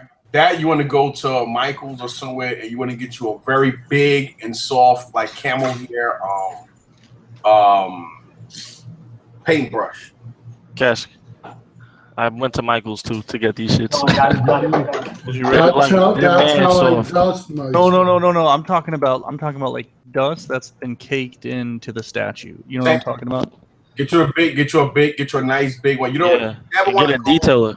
Yeah, you never want to go thin. You don't want to go super soft, but you don't want to go hard either, because you want to scratch the statue in the paint. Even if the dust has been sitting in there for a while. Even if it's coagulated, what you do is you take the pieces out and you blow. You actually blow while you're actually brushing, and that'll help get it out too. Yeah, these have done the job so far. Like on the Spider-Man that I have, I went to go pick it up. It's like an old piece, but this little piece of shit right here. Let me see. Got everything done. Yeah, and it's really soft. Like, yo, you know what I'm using now? It's because an electric duster, bro. Oh, nice. I use this like every week. Yeah. But you gotta watch those electric dusters though, because it builds more static too, and you gotta watch that stuff. You blow some small. Oh, you can blow like a portrait away by accident. Actually, be careful. Yeah, you definitely want to go with the all of a sudden the figure. So the problem is I bought the Batman vs. Killer Croc, the blue edition one, and it's an old piece. Yeah. And, I can see where there's some parts in the cape, like in the crevices, there's like dust buildup. So I tried to like, you know, get a little paint, like a makeup brush, and didn't work. So I'm like, what the fuck? It's too thin. Okay. Yeah. That's a good one, Cass. I wish I could help you with that, man. Yo, this works, bro. Trust me, go camel. Make sure you get the camel hair, a camel hair one. You know, those Camel hair? Yeah, they have them at Michael's. They it's probably the same one, something similar to what Chris got. Yo, I go to Michael's all the time, dude. I'm like the only guy that goes in the. Yeah, I feel like such a. Whenever I go there to buy frames and stuff. Bro, I went to Michael's to the fucking makeup session to get those things. I had to walk around with my hood on, bro. I was not with it. All 3 Michaels I go to out here in North Jersey, they all know me by name now. Every one of them. So believe me. And they be like, oh, Mike, Mr. T, what's up? How you doing? What do you need today? Yeah. Cass I'll never forget. I went in there to get one of my Harley Quinn pictures framed, and she's in a scantily clad outfit, and it's huge, and you got all these women staring at you. I'm like, oh my god. A bunch of divas on this show with their makeup brushes. Unbelievable. This isn't. Yeah, make sure you buy Clinique. That's the. Oh my god. This show is now officially sponsored by Maybelline. Yeah, well, earlier you was talking about you know, conditioning leather, so don't forget oil of Olay neither. Yeah, I tried this, but this looks like it's too soft.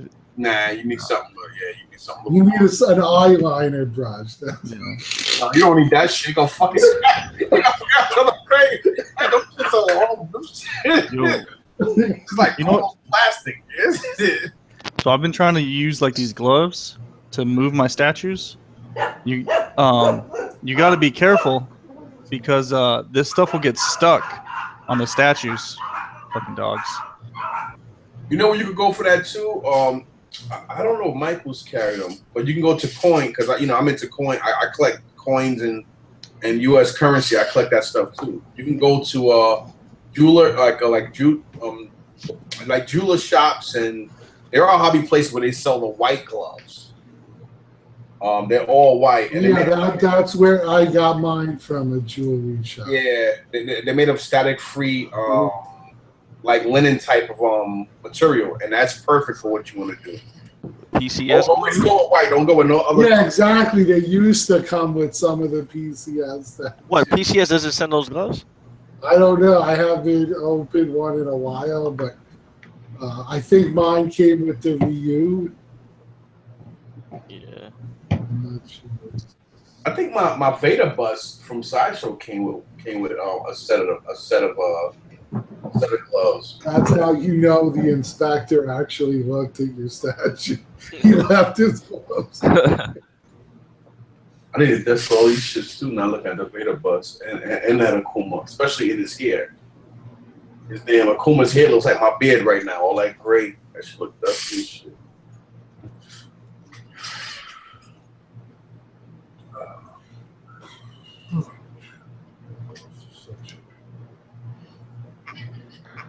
Everybody quiet, man. Say something. Somebody shit. I got one more thing. I'm trying to send a link to somebody. Yo, what y'all think about this?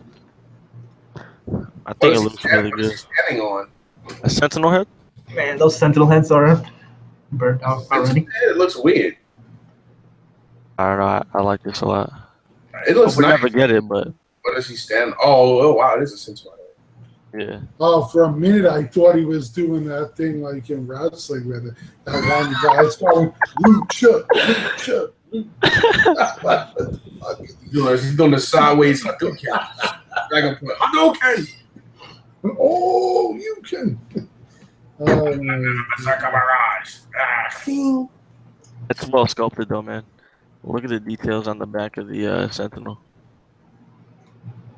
That's crazy. I'm getting tired of them always doing that with Sentinel. Why Sentinels? I know. Man, Sentinels they get no respect. Yeah. That's You know, true. you fucking them up. always beat up the Sentinels. It's like Sentinel, I'm starting a new thing right now, and it's copyrighted. I'm letting everybody know. Sentinel lives matter. All right, I'm gonna put it out there. Oh shit. SLM right there. Got your official shirts here. There you go. See, Lou, I don't know. We're right here, man. Act now, get free shipping. For a limited time only. There was one place online, they had this beautiful ass, incredible Hulk. The sad part is, I guarantee you that shirt would sell. Yeah, right. Sentinel Lives Matter. Y'all my witnesses. I just copyrighted it. I verbalized it. So as soon as you verbalize and you make it up, it's a sealed deal. So Sentinel Lives Matter. For anybody who makes them, you owe me money if you go out there and use it. Don't be a copycat. But there was this Hulk shirt that was beautiful, man. It was he's gray, his beard and his hat is all gray, y'all. Alexis. I don't know where they are. No, go talk to him before we go on your show. She can't find Alexis.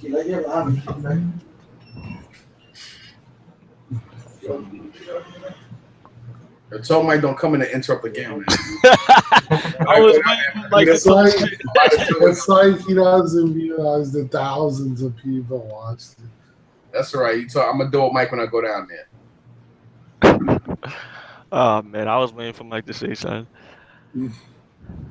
Where the fuck is this? You got to piss him off for him to say something. Then if you do piss him off, he ain't gonna stop. He gonna stop. Look, I'm like, all right, gotta go.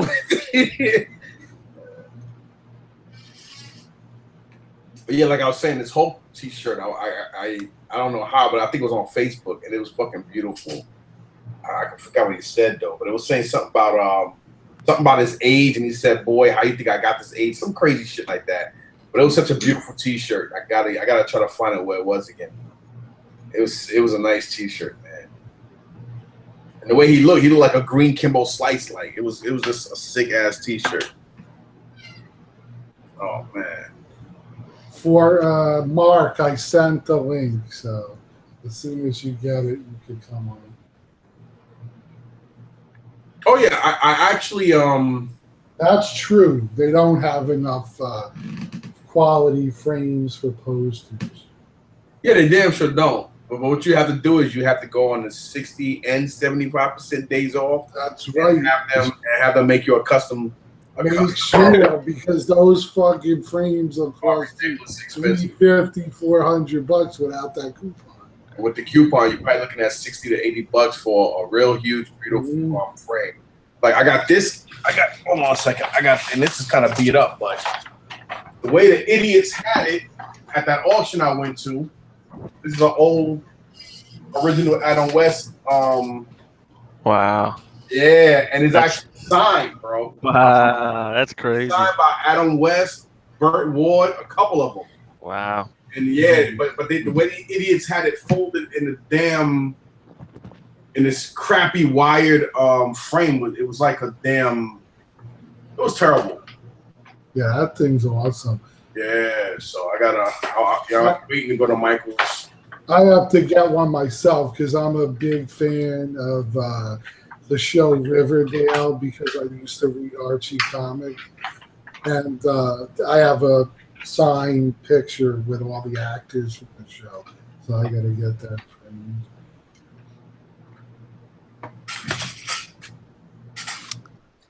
Man, I'm waiting for this freaking thing to announce an ES. Damn it. About the Punisher. You like that Punisher? Yeah, I do. I like the upper torso. I don't like the pants though. Man, The pants are what kills it for me, bro. If they would have had like a skin tight pants and just had white boots, white gloves. Oh man. Not skin tight, but like tactical. Like tactical pants. But like the white boots, At least the classic costume. At least without that gloss, that shiny shit. Yeah. You gotta have tactical. Punisher's tactical. Why he got That's on? right. He got on Village. He got on the Village. He got on the Village people's fucking pants. Just like it's like he beat up Ghost Rider or he's well, when he's holding.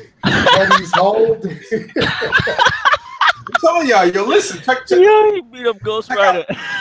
No, he went to Ghost Rider's house. They had a party, and he asked Johnny Blaze. He said, "Listen, my pants ripped. Can I borrow a pair of your pants? Give me fucking extra chaps." That's what the shit's all, man. What the fuck? Like, oh my god! When he holds the Uzi, he kind of looks like someone from the Village. It's funny. Man. That gun looks. The regular gun looks good, but when he has the Uzi in his hand, it looks ridiculous. Yeah, I don't know, man. Depending on what the ES on this is, I'll pre-order it. If not, I like everything about it except the pants. Yeah. What's up, Mark? Hey, what's up, fellas? Oh, he's showing his brush. Okay, he got the brush. Gotta get that beard comb. But speaking of that, what is with Sideshow and these?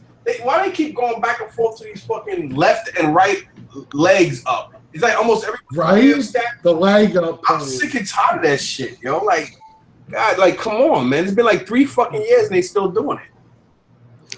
Oh my god, it's annoying, man. You know what? Hold on a second. I'm gonna show y'all something real quick, and I'm gonna show y'all something. I want y'all to see where I'm going. I'm kind of retarded. What are you gonna do? All right, I want you, and I'm gonna make this to a statue, and I'm gonna produce this right here, and there you go. He's got his leg up pose. So right now, I'm gonna start doing commissions for these pieces. So it's gonna be 300.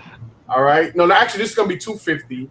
But hold on a second. I'm gonna do y'all one better. For a lot of you guys who like stuff on thrones, hold on. Let me fix this shit for you guys. All right. Hold on a second. There you go. Now this is I forgot his name. Psych Out or somebody. So this one's gonna be 750. Because he's sitting down. Yeah, he's in the throne. I thought he was gonna give us one on the porcelain throne. Yeah, exactly. He's plastic, PVC, and this is actually made of like a glass type thing. So there you go. You get your money's worth, guys. So for anybody out there who wants this, and he'll even autograph it for you. And thank you, Lou. See, Lou got my back all day, bro. And I'll autograph it. And if you act now, I'll actually give one away. All right, I'm gonna do a giveaway to one lucky person. Yeah, that's what's crazy is like how much would Thanos be without the chair? You know what I mean? And then you add the chair and it's like boom, fucking double the price. Yeah, I think he's in the 800 range without the chair. So you're paying $400 for that chair? I would think so. Yeah. Nice chair though. It better be a nice chair. I mean, it is a nice chair. What if he was on a nice, comfy ottoman? that would be have the exclusive with his legs up. That would make sense with Deadpool. Yeah. I love that game of pools figure where he's just lying across the throne made of guns. Oh, sorry, Lou. No, you're not. Yeah, this is for your regular maintenance. Advised. If you have a camera lens brush. Okay. Follow up the dusting with a blast of compressed air, which can be purchased from an office supply store. It's very important to hold the can upright, which you should know. Okay, and not shake it while spraying, as this will cause the liquid to spray into the. You know that. Okay. Here you go, guys. Right here. This is what the stuff looks like. You use that on your pieces? Never. Oh, yeah, but if I do, it has to be like a distance away. I don't go right up to them. Right, because it is moisture out of that. And, yeah, you could tell when you do that for a while, if you do a continuous, the can gets really cold and starts frosting up. Yeah, because it's free. It's fucking free on. That's right. and never use a wet cloth, obviously. Why not a wet Not cloth? for dust. Not when you dusting. No, dust will scratch it if you use a wet cloth. Yeah, and it did say you could use an eraser, but you have to be very gentle. You can't go hard or it's over. You didn't. Now you have a spot on your Superman. Yo, I'm pretty sure Sideshow sells like some sort of kit, like for statue maintenance. Here we go. Sideshow collectible care kit. They give you like They, I'm saying they like sell give you- this. you can They sell this for big mistakes. yeah, they give you like small scissors, a little blade, I don't know what the fuck that is, a lint Should roller. give you a thread and needle to sew up some of the costume. Yeah. and of course a lint-free cloth. Yes, definitely. I was going to say the cloth you would use to easy.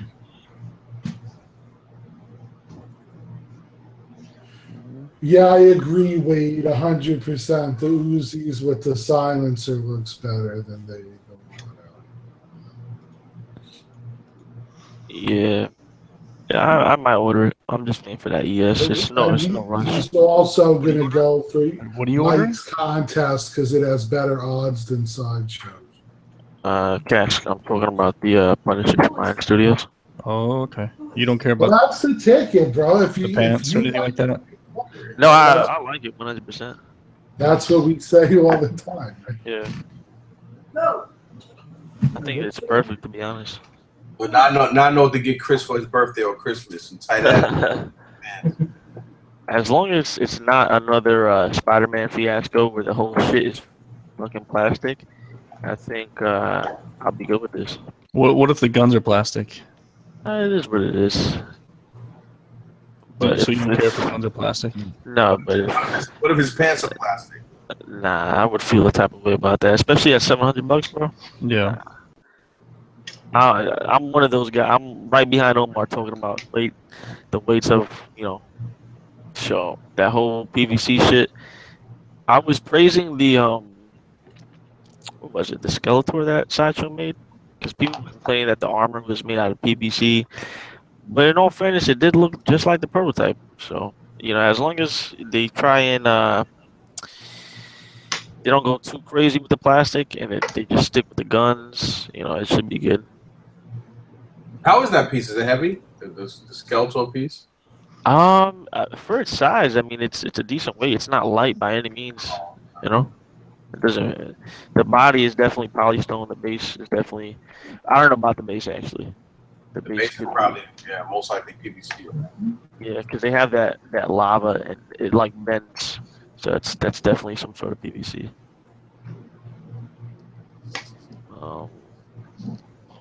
But yeah, I'm just waiting to see the edition size. If it's something to my liking, I'll pick it up. If not, I'll wait till some sucker sells that shit on BST. Yeah, because you never want something too heavy. Because prime example, the original PF Thing statue. Yeah. They give you that big heavy ass fucking thing, and they gave him on a heavy ass but extremely thin base, and that's what started causing him to have that turbo leaning problem. Wow. Dynamics on how they made it, I thought was really nice, but right. that it was just. Hey, Cass. Sorry, I got them real quick. Cass, start at caring for your polystone collectibles. Start there. It says quote. Then it says caring for your polystone. So you don't have to read the whole thing. All right, go ahead. Sorry, guys. That's all right.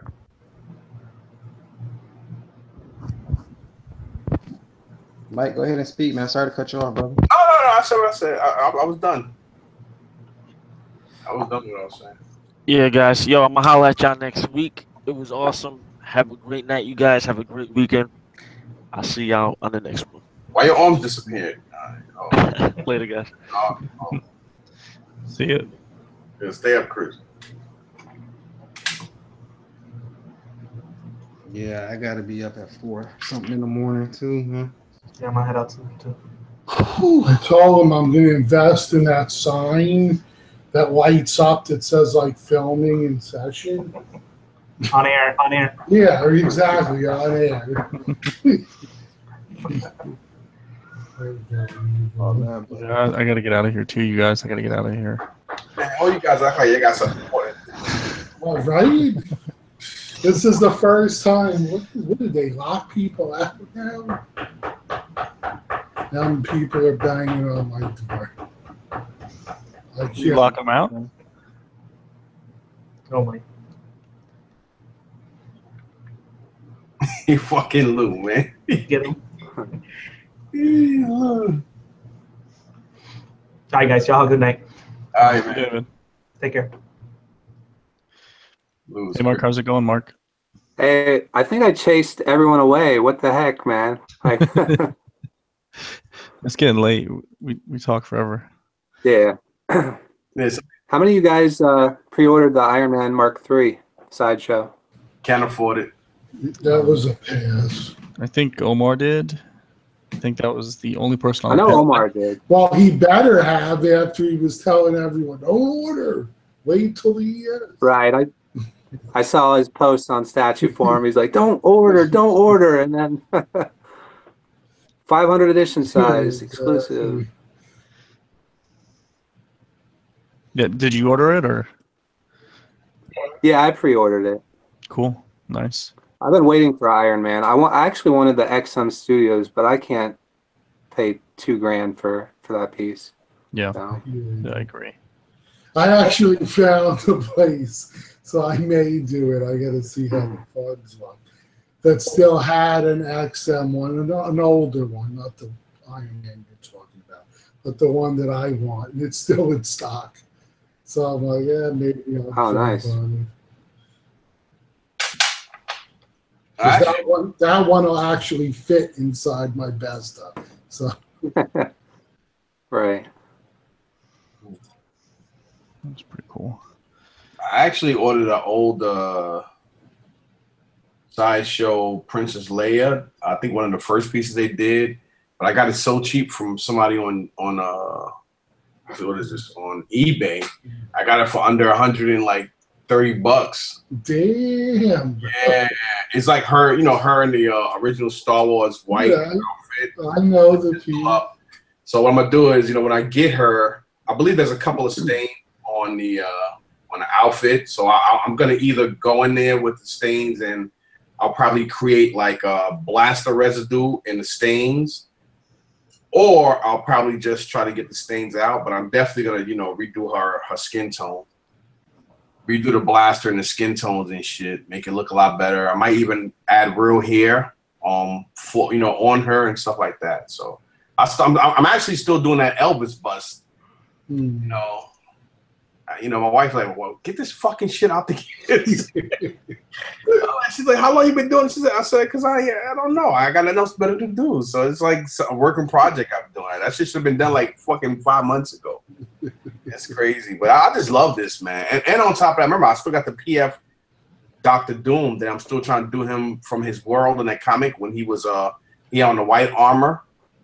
So I still got to find a tailor to redo that. Is that the one that you repainted? Yeah, repainted again. Yeah, so I still got that shit sitting in a box because I have to get I have to find somebody who can alter me a all white outfit. That's gonna be beautiful because I already painted the base gold. The base is all gold and shit, and it's gonna be sick. It's gonna be nice. It's the gold exclusive. Or the gold variant, as they call it. Well, at the end of the day, what? I forgot. No, it's cool because it's got a really different. On his world when he was a guy. Plus, it makes yours one of a kind, which is awesome. That's why I love being able to do what I do, man, because it's fun. Because I could always buy something real cheap, even something that got fucked up hands. Hell, even if hands are missing and shit, I can actually re-sculpt the hand, glue it on. I mean, it's good to be able to have that kind of talent to do stuff. And I'm glad. I love it, man. That's a good point. I wish I had that talent. No, because it is like up here. I'm so underrated because now I'm not trying to toot nobody. I'm not trying to toot my own horn, but I've seen a lot of people's custom stuff, and if I compete with a lot of these customizers, man, I will put a lot of these guys to shame. I'm not. I mean, I'm not sitting here being arrogant or cocky, but I really would, man. That's the crazy shit. I really would. I would give a lot of these guys a run for their money, man. Really. Hopefully, I'll see my piece at some point. Oh my God, Lou! I'm so sorry, bro. I'm gonna say like Jesse said it in the original Fast and Furious. Instead of saying Dom, I'm gonna say Lou. Lou, I'm so sorry. Right before they killed him. Oh, I don't know. That kid he sounded so. That, and I need one of these days, whenever you find it, the top to the ship from Jaws. Top to the ship. Remember, it was in one of the boxes I gave you. Yeah, hopefully I still got that shit somewhere. If I have, I keep wanting to put it on display, and I'm like, damn it, Mike still got the top. I hope I do. Shit. Yeah, but yeah, that piece I gotta put that piece together for you and send that shit out. Then I could do a review for everyone on a Mike Coach. Yeah, how you want it? Like, you want me to do it realistic, or you want me to do it anime style? To look like the show. Okay, so anime. Okay.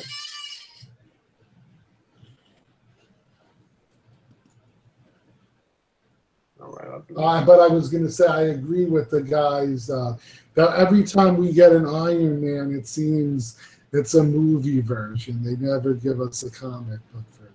It's probably because they don't have the rights to do the comic version. Possible.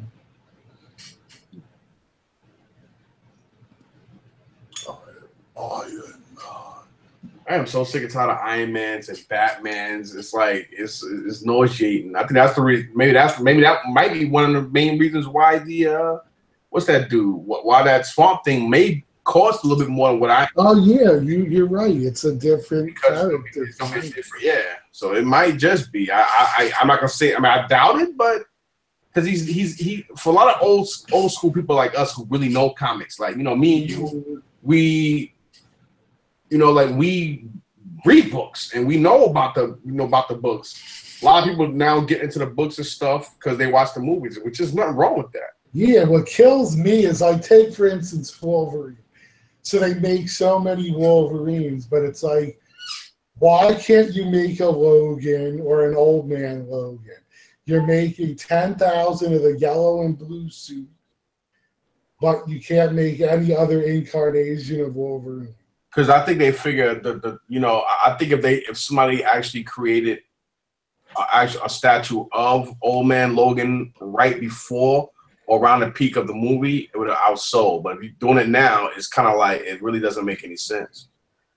But I'd even be happy with a regular Logan, just like in his jeans and the jacket, and just have the claws out. Yeah, exactly. Wife beater with the dog tags. Yeah, that would be cool. But I mean, in the Wolverine thing, I do like the fact that at least while they're doing it, like they're not doing like insignificant scenes with him. Oh yeah. I mean, at least it makes sense. Like the next one they doing, I'm definitely gonna get that because one is Wolverine and two, he's on top of the piece of the Sentinel. So that is, and it has a good looking phase font. It's a beautiful piece. I've been wanting an unmasked Wolverine for so long. So that's gonna be cool. I mean, I actually like the more and more I look at it, the more and more I like the Japanese. The one with him with the arrows. It's actually really, really cool. I like. Yeah, the only thing that killed me was the phase on it. Not the masked one, the masked. Unmasked. Yeah, you're not the. Everybody says that. That was the exclusive, right? Yeah, it looks like he's the cat face. I almost bought that. Yeah, I owned it for about 6 months, and I kept looking at it, and I'm like, man, this is driving me nuts. And then I sold it. Yeah, I regret. Probably a good idea. Since that new Wolverine's coming out. Yeah. I like the new one a lot, so I'll definitely pick. I like the Weapon X one too. The one, but I only like him in the Weapon X outfit coming out that hydrogen chamber. I don't really understand. I don't understand the alternate version of him being in a suit. That doesn't make any damn sense. Yeah, it makes no sense whatsoever. On top of the fact that it says Weapon X on it. Exactly. Weapon X is like doesn't make no fucking sense. But I do have to say that I I'm gonna figure out a way because I definitely want to get my hands on that Sagat.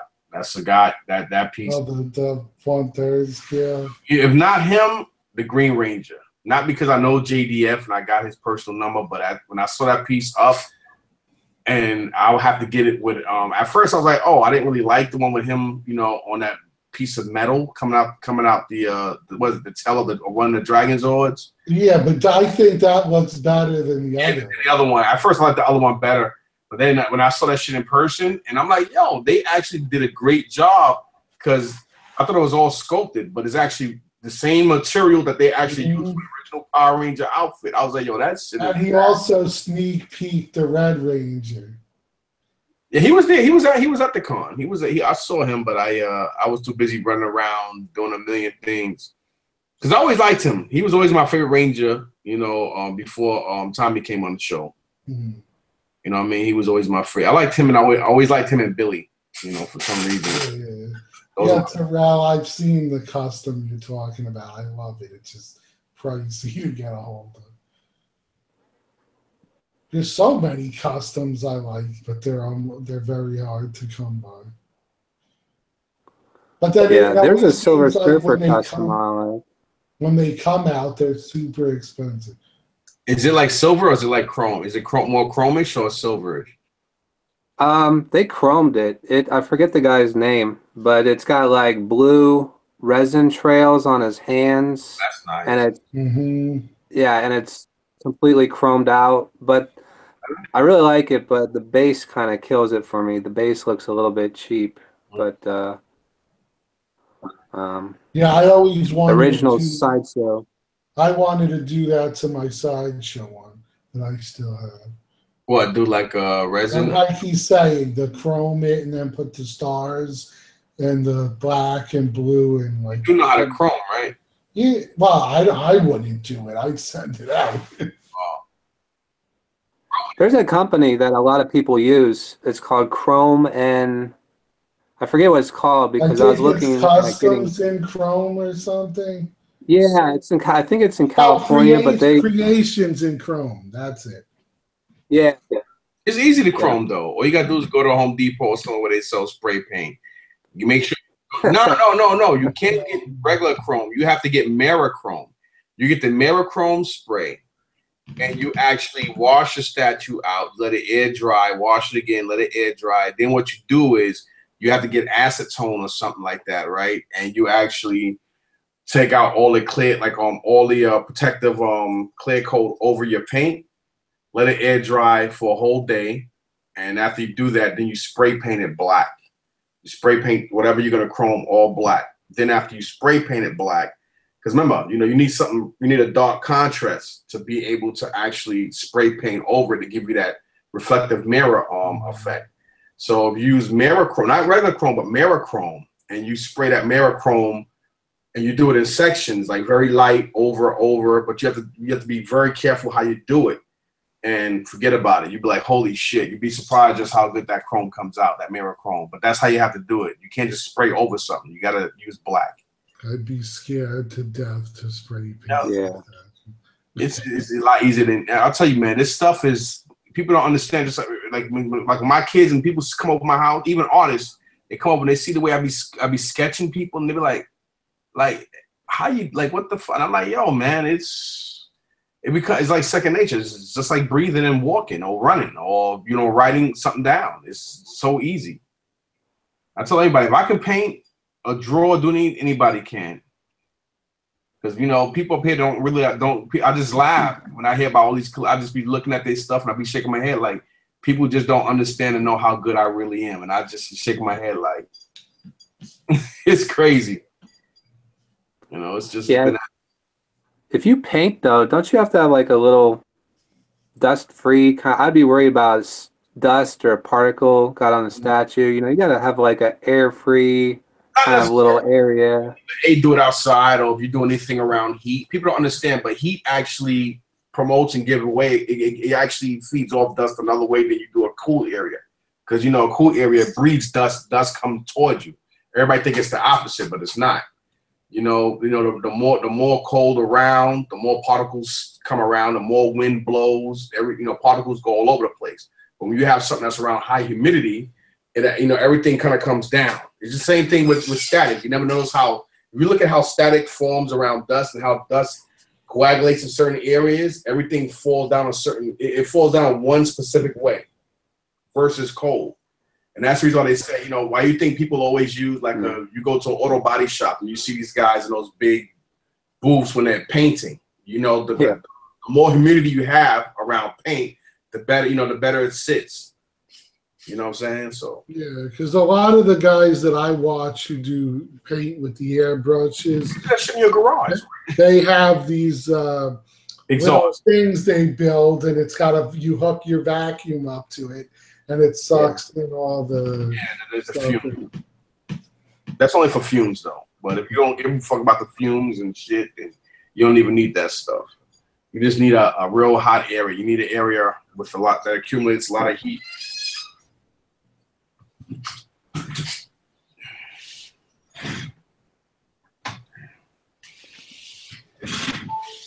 Yeah, I don't know. I could see doing it on something I got a great, you know, price for, but like a $1,500 statue, I'd be a little like, I don't know. Yeah. Same here. You gotta start somewhere. I mean, you know, you like what I did. What I used to do was I started customizing on GI Joes, bro. Little customizations on GI Joes, and I would get me some sculpty, and I would just look at a figure like Mainframe here, and I would just ball up a piece of the head, and I'll even create the neck piece, and I would just play around with that. Then I would start sculpting and adding, and the shit would come out more realistic looking than his. Then after I do that, then I get a little bit of water and a paintbrush to get out all my fingerprint off of it. Then after that, boom, and I'm like, oh shit, because people don't understand, but it's more difficult if you can actually sculpt something this small than something bigger. It becomes a lot easier because the detailing is easier to maintain than the small piece. Some people say, oh nah, when you do the bigger piece, it's more harder because the details right in front of you. I say, I guess to each his own, but for me, it's the opposite. The smaller the piece, the less detail you need, but the harder it is to detail it. I'd screw it up, man. You remember those models you would put together? You would break the plastic pieces off the trays, and you have your model glue. I would do cars, and then I moved on to airplanes, and then sometimes you'd have to paint the little parts.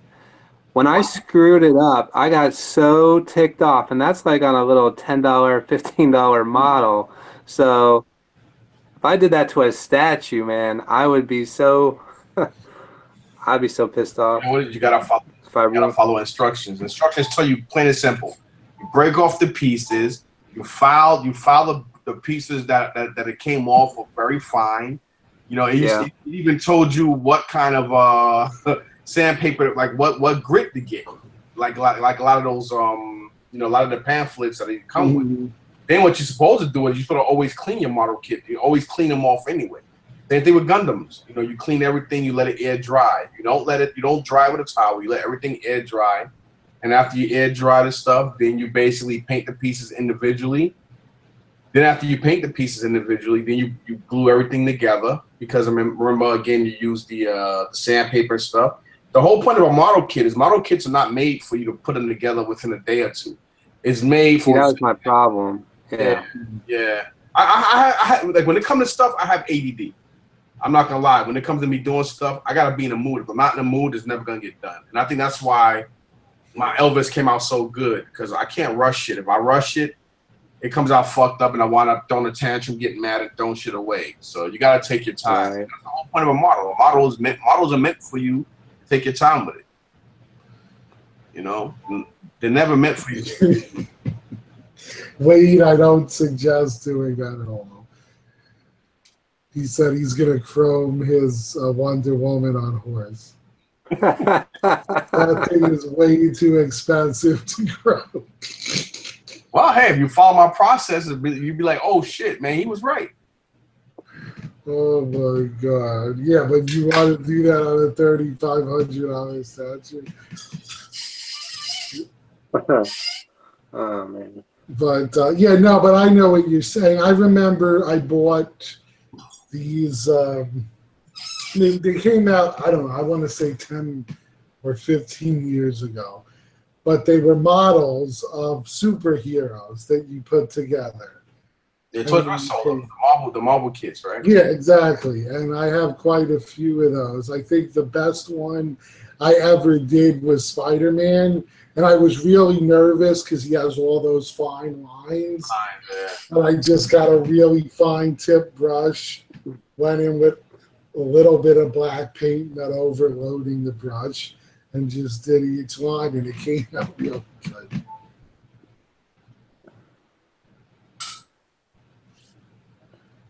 I know this dude that used to put sand. He used to get the moon. He used to go to and get the moon sand, and he used to put the moon sand in those kits. And I mean, he'll put on one side, then he'll glue the other side to add weight. Mm-hmm. It's like when I forgot his name, but when I think about it, I guess you could say he's like the true sideshow guy because the fish can be heavy. There was back in the day when those came out, there was a guy that used to paint them, and he'd sell them at Midtown Comics in their shop, and they really were sharp. I mean, he was a professional painter, and he had the Ghost Rider one, which I own, and he just did an amazing job on it. So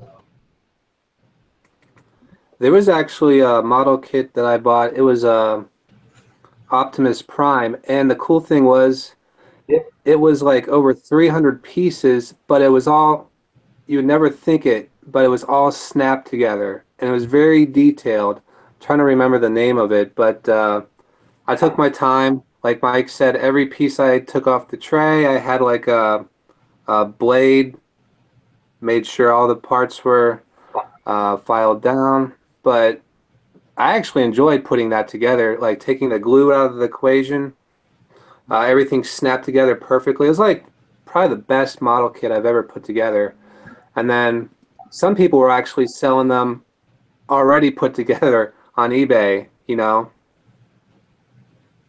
Take the assembly out of it. They were like custom painting them, selling them already pre-assembled. But yeah, I see that a lot, especially for anyone that collects anime. A lot of their stuff is kits. My friend Tony used to do that. This Korean kid I know, he used to buy the Gundam kits. This was probably in like around the early 2000s, like after the World Trade Center, obviously. Mm-hmm. And I used to paint his kits for him. Now this is an Asian. I'm not being stereotypical here, but this is an Asian kid who knew how to paint. But I knew how to put my shit together. And again, he used to go and he used to get the Testos paint. So I said, so he used to test those, and I said, "Listen, this is what you do: put your kits together, and put them all together, and tell me what colors you want, and spray paint all of them black before you bring them over to me." He's like, "What?" I said, "Trust me, spray paint them all black." And he was like, "Okay." So after he did that, I said, "Only one coat, not 2 or 3, and make sure it's all flat black." And when I used to get them shits back to him, you couldn't fucking tell me they weren't metal. He'd be like, "Nah, where's my one?" The first time I did it for him, he was like, "Oh, these are sick, man, but I can't afford these." He said, "Damn, they look like mine." I said, "Motherfucker, they are yours." He said, "What? These should look metal." I said, "That's the whole point. That's why I think I told you to spray paint on black." And he was like, "Oh my god!" And he used to buy them shits, and the kits were expensive. You're talking about like fucking $150, $200 kits. He was selling them shits for like $800-900 back in because he's from Korea. I was like, yo, this kid used to make a living. I used to do all that shit for the little bastard for free. He used to always bring over his mom's kimchi because he knows I love that spicy fried cabbage with the fried rice his mom used to make. I was doing that shit for kimchi and shit. Bastard. He knew what he was doing. Yeah, son of a bitch. Fucking motherfucker, man. Oh my God. I'll never forget them days. My wife, even back then, she always told me, yo, you should start doing a portfolio. My mom, my wife, my cousins, my brother, everybody, because I did so much shit, especially with sneakers and airbrushing the back of jacket. Oh my God! Speaking of sneakers, I've seen so many cool, like, customs of sneakers lately, like with comic book characters drawn. It's sick, bro. It's sick. I used to take some old beat up shit, bring them back to life, and redo them, and you'd be like, nah, those are new. Why'd you do that to a new pair? I'm like, they weren't new. Those are the same sneakers I showed you before. They're like, get the fuck out of here. I'm like, nah, they are. It's crazy. You know? Definitely.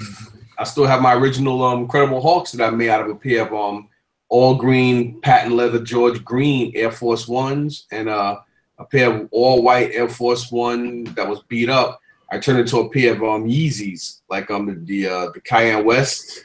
I did the colors are sick, and every time I go to SneakerCon or I'll put them online, people always buy. I always keep pulling them, and so I stopped because like for over a year I've been trying to sell them, and every time I sell them or somebody made me offers, I would just say nah, I can't, nah, I changed my mind. So it's like I can't get rid of them shits. Yeah, I hear you. Joe was talking about the little kits.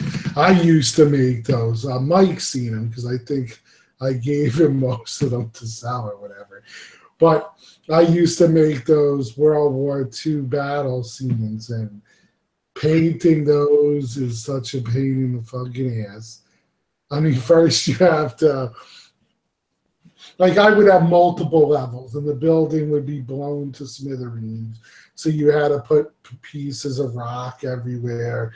And then we would take, for the floorboards, you would take popsicle sticks, and then you cut them and you distress them and paint them and crack them and make them look like the wood splintered in the explosion. It was a lot of fun for a long time, but a lot of work. And then painting those little soldiers that are like this big, you had to hold them with a tweezer and just paint them with fine tip brushes. But I did that for years. Remember back in I don't have that patience, man. They had them small ass figures. They were under an inch that people used to do. Yeah, those were the ones I learned. That was some other shit. It was a game. Yeah, you mean like Warhammer? Warhammer. And there was a shop. There was a shop on 23rd Street, and the guy met me. There was a no. It was on 28th Street because the shop where I used to go to play HeroClix. Mm-hmm. There was a place in on fuck was it? I think 5th Avenue and 23rd Street or something. It was a gaming place. I can't remember the name of the goddamn gaming place, but I met a guy there, and one of the dudes was like, yo, somebody told me you know how to paint. And I said, yeah. And he said, yo, you ever heard of Warhouse? I said, what the hell's a war who? And he brought me these little figures. I was like, look at these little shits. And he's like, yeah, I need you to do something. So he said, hey, so he gave me some, like 3 crappy ones. And I brought them back to him. He was like, what? He said, oh, who did these? Like, damn, you must have paid a lot for these. I said, I ain't paid shit. I said, they're yours. He said, oh, you giving them to me? I said, no, they're yours.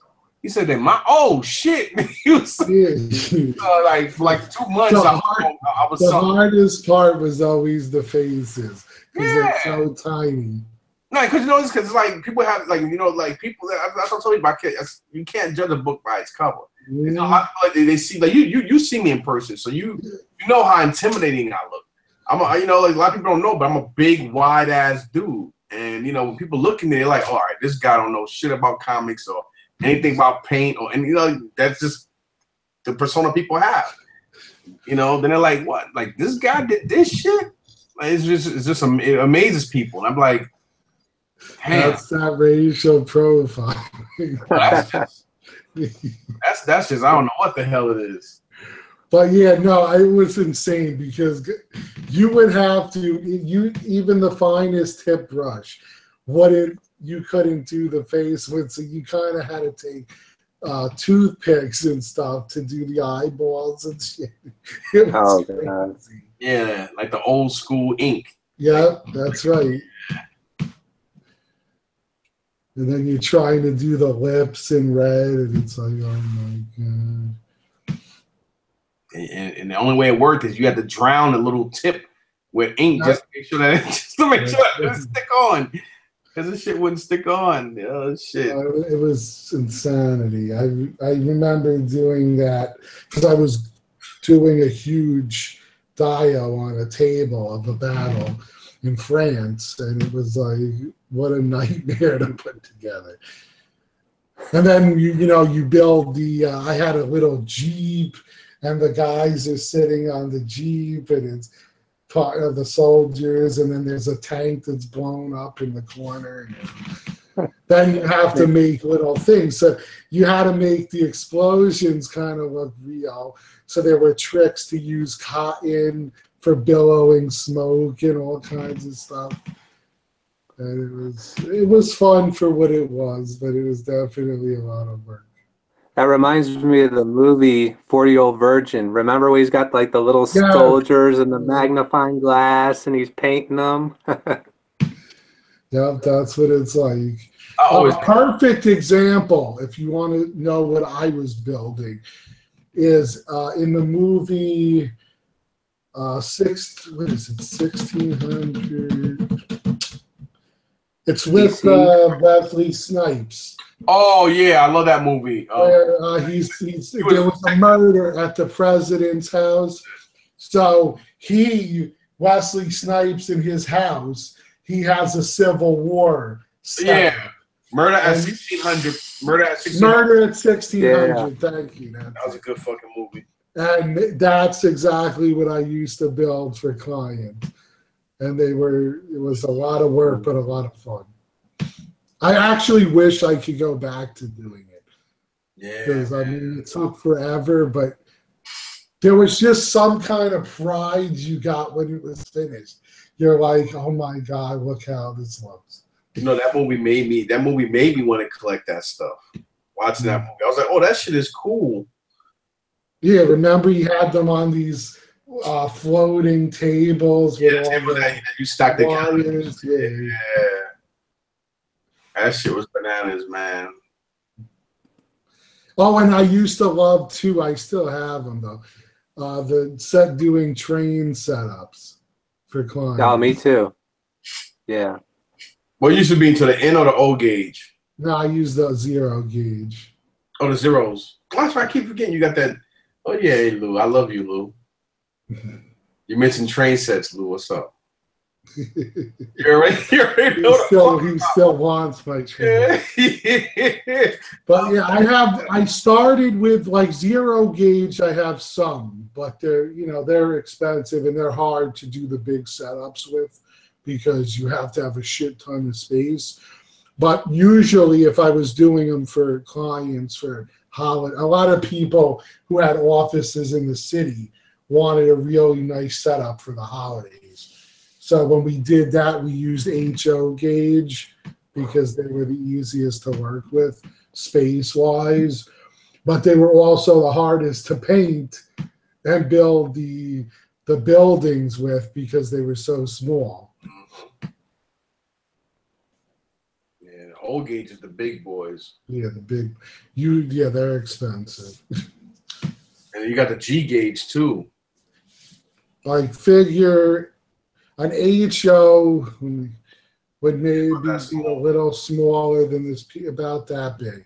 Is each car, whereas a 0 gauge, you're talking about like this. Yeah, it's that big. Wow. And the between is the N gauge. Yeah. I mean, not the N. Yeah, the N gauge. The N gauge reminds me of the video game system, but yeah, that's what you. And you got that crazy ass the G gauge, right? I think that's what it's called or some shit. The real huge. Those are ridiculous. Yeah. There's also the ones you can ride on. Yeah. G gauges. You gotta go to special hobby shops for them. That's right. Them things are like even a regular caboose is like a caboose run you like $800-900 for one of them. Just a caboose. Well, more than that, a 0 gauge will cost you that. Yeah. No, but I'm just talking about the caboose. I'm not even talking about the locomotive. Remember, all right, yeah, because the locomotive on a 0 gauge, if you go with a single one, it's going to cost you about $900 to $1,000. If you go with the doubles, they usually cost you about $12 to $15. Yeah, depending on the make. Yeah. Mm-hmm. I think Beckman is like the cheapest. I mean, I like Mike. Like I told you before, I love Mike Trainhouse, but I only like Mike Trainhouse Subway series stuff. I always use Lionel, but yeah, but if I had to go with the regular traditional trains, Lionel is always the best way to go. And there's just something about it, like the motor cars. But it's gotta be post-war though. When you take them out, there's this smell that they have, and I love it. I could never forget it as a kid because every Christmas, my grandfather would set them up for me. He's the one that bought that metal smell, right? Yeah, it's the metal and the electrical parts and the paint jobs they had on them. That smell, man. And it has this distinct smell that anyone that collects trains would know. Yeah.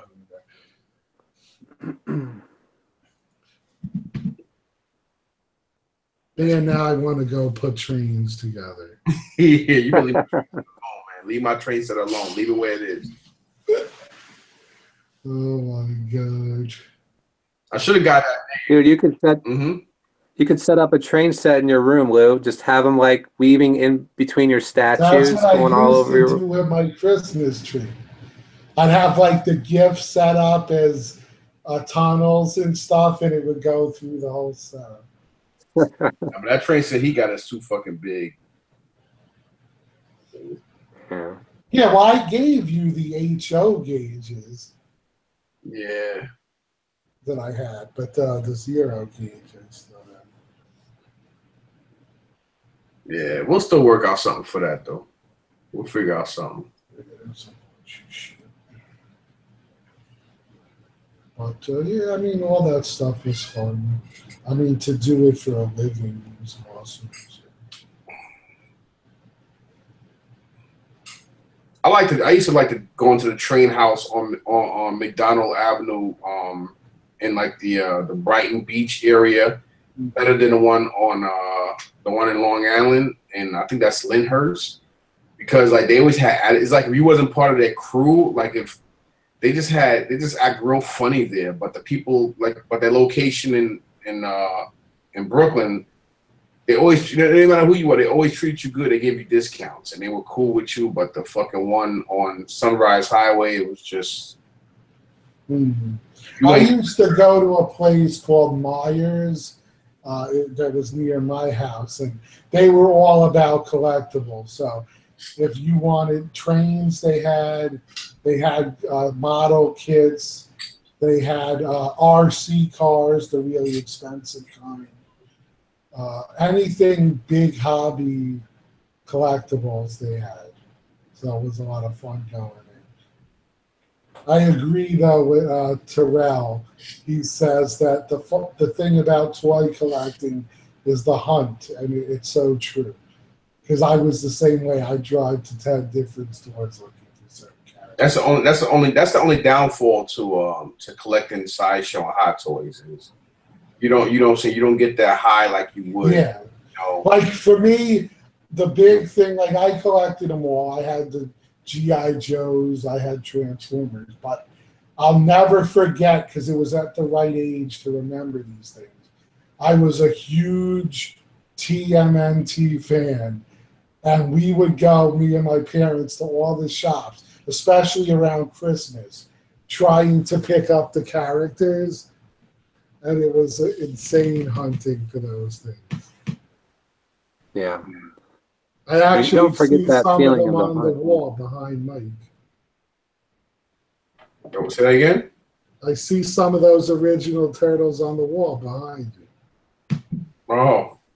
Yeah, it's just crazy, yo. It's like the same thing with me with the I was like that with the Toy Biz Marvel Legends, and then when they actually reissued the G.I. Joe, the 25th anniversary guys, dude, I used to get on my motorcycle and go as far as fucking Connecticut to Toys R Us just to pick up certain G.I. Joes that other place, and I used to love it.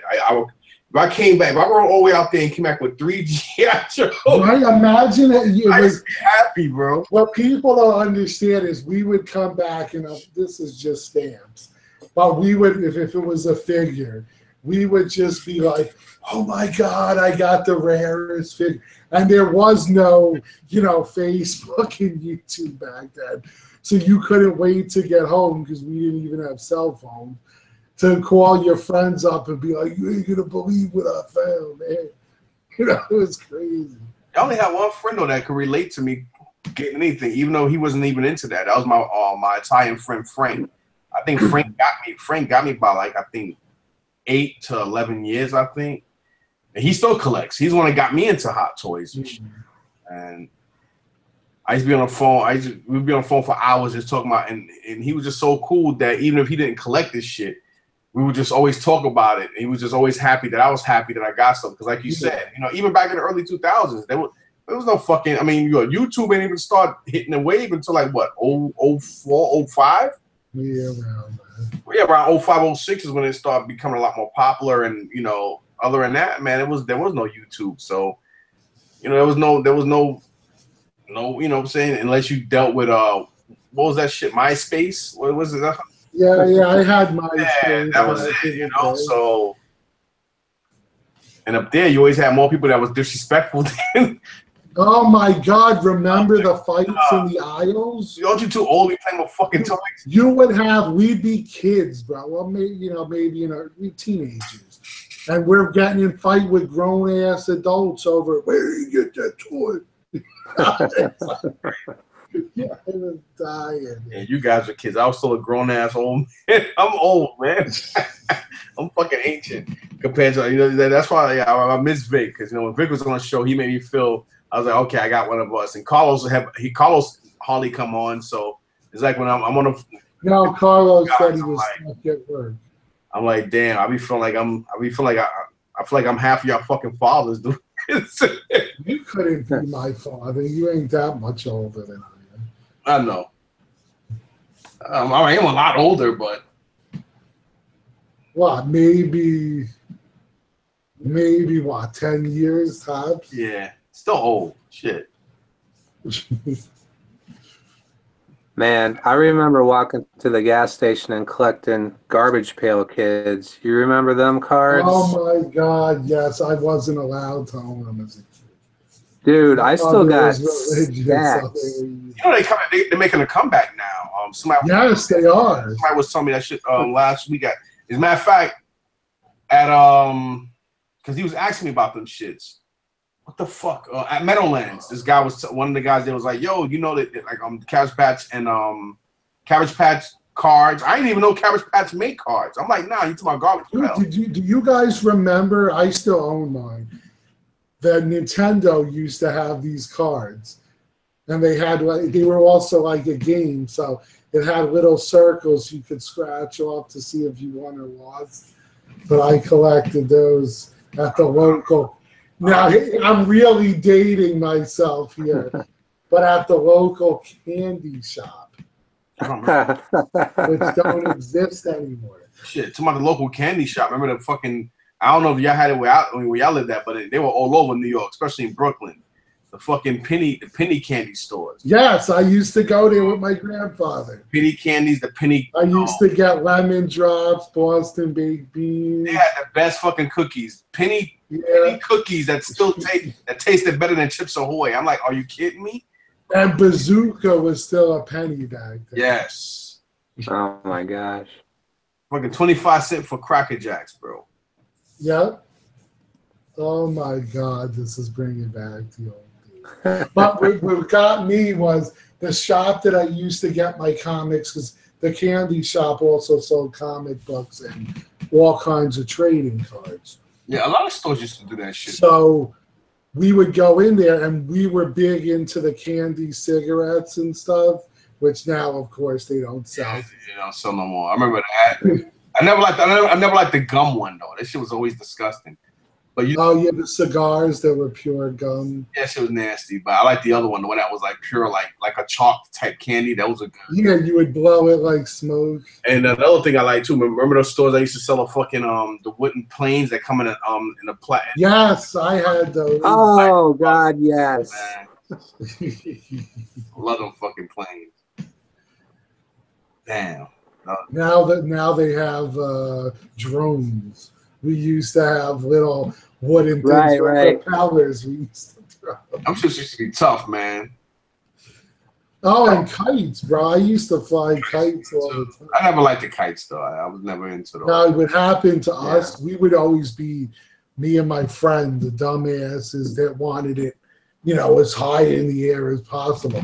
So you'd have like 2 or 3 miles of string on there, and then you're trying to pull it back in, and the shit would get stuck in a tree, in the power lines, or whatever else. And then you'd be so pissed because your parents would be like, you should have known better. It was crazy. That's why I think a lot of the kids don't get some of our sayings. Like, I know our parents would say, go fly a kite if they were telling me something. But, now. There's a lot of things, man. There's a lot of things that I miss a lot of shit, man. Especially now when I've been looking at the current events, what goes on in the world. Yeah. I'm like, wow, I just wish, I wish that my kids can enjoy the simpler life how it was when we were growing up. Like, how. Dude, even just watching an 80s movie brings back nostalgia. A lot of memories, man. And it always makes me emotional because I'm like, damn, like, damn, it's just like I miss the 70s, man. Like I miss that shit. For me, it was the 80s, but yeah, I grew up, watching The Last Dragon, Ice Pirates, all kinds of crazy ass movies like that. The one with Kurt Douglas, Showdown in Little Tokyo, all crazy ass movies like that. Little Tokyo. Why does it sound familiar? Oh, that was with Dolph Lundgren and Brandon Lee, right? It might have been. I might be throwing myself off. Yeah. It was with Carrie, whatever his name is, the Japanese dude. Oh my God! And the Blues Brothers. I still love. Oh, come on, man. Oh man, it's so bad. And Carrie Fisher was the crazy ex-girlfriend. And she blew up the car and shit. Yeah. She had a rocket launcher, blew up the apartment, bro. But that scene where they're driving the squad car through the mall, I laugh so much that tears are pouring. You know my uncle still has one of those fucking old monocles, bro. Oh my God, yeah. I never realized how them cars they are huge. That's a huge ass car. Speaking of the Blues Brothers, Ford Monaco. Cars are tanked. We got one of them shit. Plus, you could watch something back then and just enjoy it. Like today, everything they gotta dissect it. And they got to look into what the meaning behind it is. And then people got to make some crap up about it because it's always got to be motivated by some BS. Instead of just going and enjoying something for what it was. Everything is overthinked. Yes, exactly. Problem. Yeah, dude, they were talking on the radio today about Halloween costumes, and someone was like, if you dress your kid up as like Pocahontas, is that like racially insensitive or something? I'm like, are you freaking kidding me, dude? Like, everyone is so thin-skinned today about everything like that. Like, get out of here. Like see, one thing I gotta see on this show about this whole racial thing. I think everybody puts too much in this whole racial thing. My thing is, like, a lot of people think that, they say, Mike's a racist. I am racist, and I'm just as racist, stereotypical as everybody else. But I'm racist due to the fact that if you personally have a problem with me, I don't care if you have a personal problem with my race, because at the end of the day, a lot of people are gonna have stereotypes. You know what I'm saying? But the whole point is, if you have a personal issue with me, I'm gonna have a personal issue with you. At the end of the day, I don't give a damn what color you are. We're all the same, regardless of your pigmentation. And I just think a lot of people have issues with that. It's like, you know, this whole thing that, oh well, I think that's racist because you're racist because you have an issue with somebody not being that nationality to wear that. You know, I'm like, yo, I think people just put too much into stupid shit. Like people say, oh well, like even back when NWO days. You look at all these rock groups. These guys wear these tight ass outfits, acting and dressing and screaming like women. They all been taking drugs and shit. Then they promote a lot of drugs and shit. That was 80s metal. Yeah, but think about it. Yeah, Poison. But then I still seen them live a few years ago. Yeah, but then when you get guys who like rap groups, it's like, oh, they promote violence. And they're basically promoting. I mean, they're basically promoting. They're not even promoting. They're just basically speaking on. No, well, come on. You had, not to get into this because we don't need people getting. No.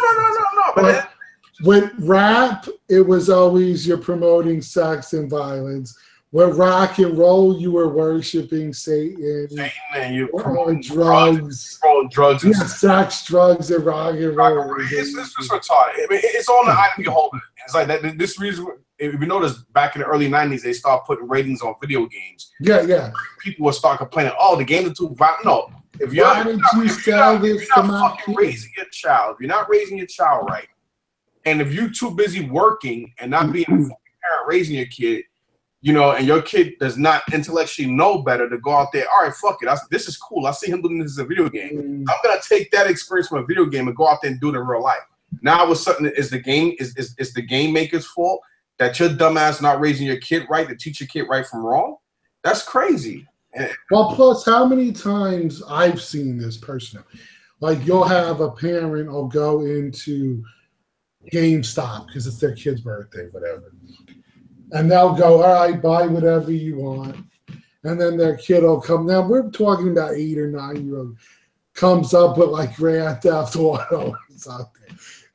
I mean, it's like this is way too violent for your kid. So, but you know what it is too? I think as a parent, if you teach a child right, like for me, that's right. Like back in the day, like my parents, like they used to let us watch. Like I was like 8, 9 years old watching, not watching porn, but watching movies. You know, back in the day when you had like Smokey and the Bandit, or what was that movie that was real graphic when it was, you know, walking around beating people up and ripping their arms and legs off. Redbeard. You had movies like Redbeard with Dolly Parton. With her in it, where it was like a brothel. The best little whorehouse. Yeah, you know, like but we never ran around. I didn't run around have to think I have to rape somebody or sexually. I didn't turn to a sexual predator, and I used to watch shit like that. They taught us that you need to appreciate and see. The human bodies, and we need to talk about it. And I think that's what's problem. I mean, that's a problem now. People always want to be so politically correct that it actually cocoons so many boundaries for people, and this is why a lot of kids grow up doing crazy shit. Well, see, for me, it was the opposite. I had the parents that were super religious, so you couldn't do that. Like I wasn't even allowed to watch Who Framed Roger Rabbit because Jessica Rabbit was too sexy. So anyway, the point was when I turned 18, everything you weren't allowed to do, I did. Right. So it kind of boils down to it's better to let them enjoy some of it when they're younger because otherwise they just hold it in until they're old enough to do it. And then they just binge doing everything. I just think the only way we're going to fix all these problems is to sit there and start doing like we're doing right now, discussing it. Oh, yeah, talk it out like human beings. Yeah, like human beings. Like, just talk about the likes and dislikes, and just, move forward instead of sitting there and always suppressing it. But it's the same with everything in life, whether it's statue collecting, toy collecting, politics, whatever, race. We all have our opinions because of the way you're brought up, because of the social scene you were involved in. Whatever it is, it just happens. Whatever you were shown as a kid or saw as a kid, because that's what you grew up around, you kind of think that way.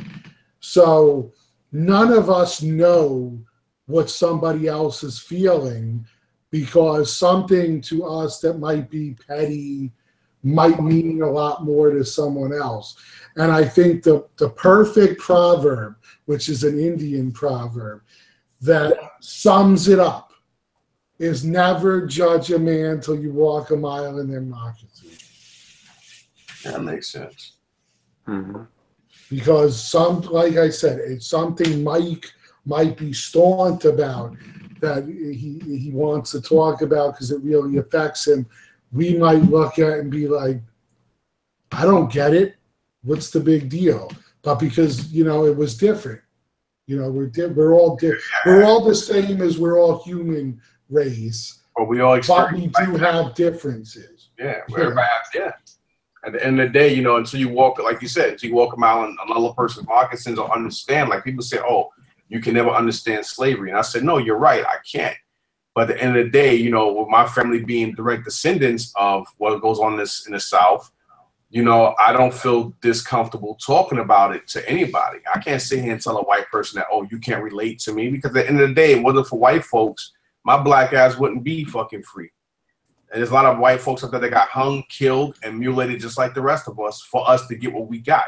And at the end of the day, even the Black Lives Matter movement, you know, when you think about that, you know, a lot of Caucasians funded that organization to this day, and they still stand and march with them too.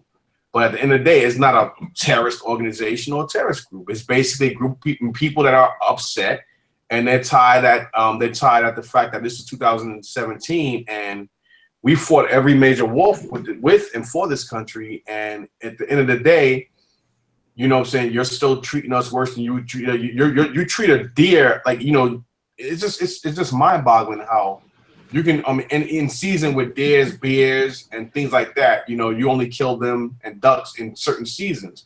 But it's okay to hunt down and kill another man just because, you know, you're brought up to be some you know, a little bugged out in the head because you have this stereotype about people. But then on the other side, I look at videos on Facebook and I'm like, yo, look what these ignorant motherfuckers are doing. Then you say to yourself, see, this is the reason why so many people of color judge people like me, because you look at videos and you see all these people with this dumb ghetto ass attitude, screaming and acting like they got no fucking sense, and then you wonder why a lot of racists put people in a certain category. Well, that's it. You know?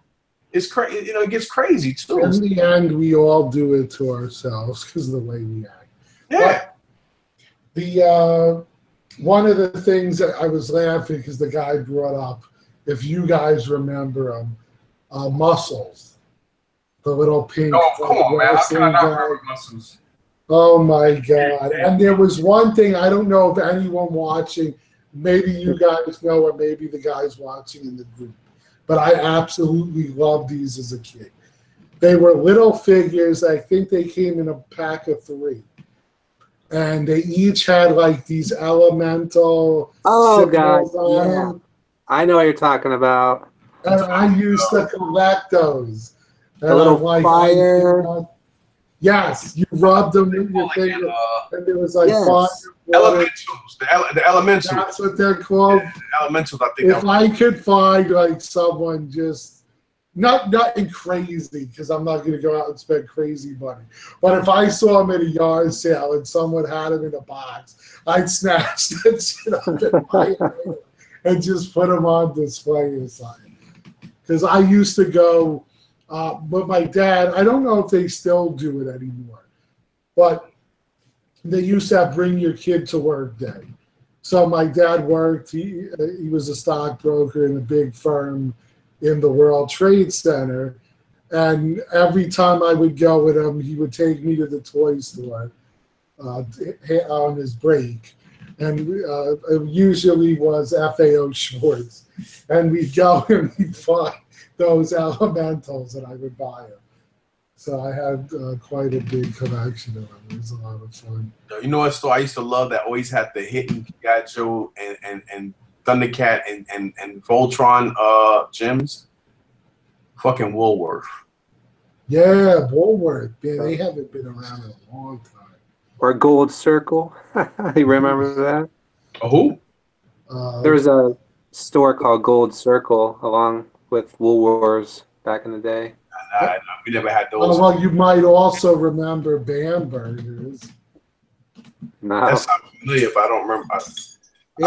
Like in my mall, you had J.C. Penney, the two big stores on each end were J.C. Penney, and then you had Bamberger's, which eventually became a Macy's. But I remember Another good store too for GI Joes and Voltron. They were the first one. No, they were the second ones that happened. But Alexander's, that was another good store for a lot of toys. Alexander's is like another version of like J.C. Penney, because like here in New York we have more Alexander's than J.C. Penney's you had in Jersey and Long Island because they were big. They were bigger, right? So you didn't have that kind of overpopulated business section. Like there's a lot of houses and stuff.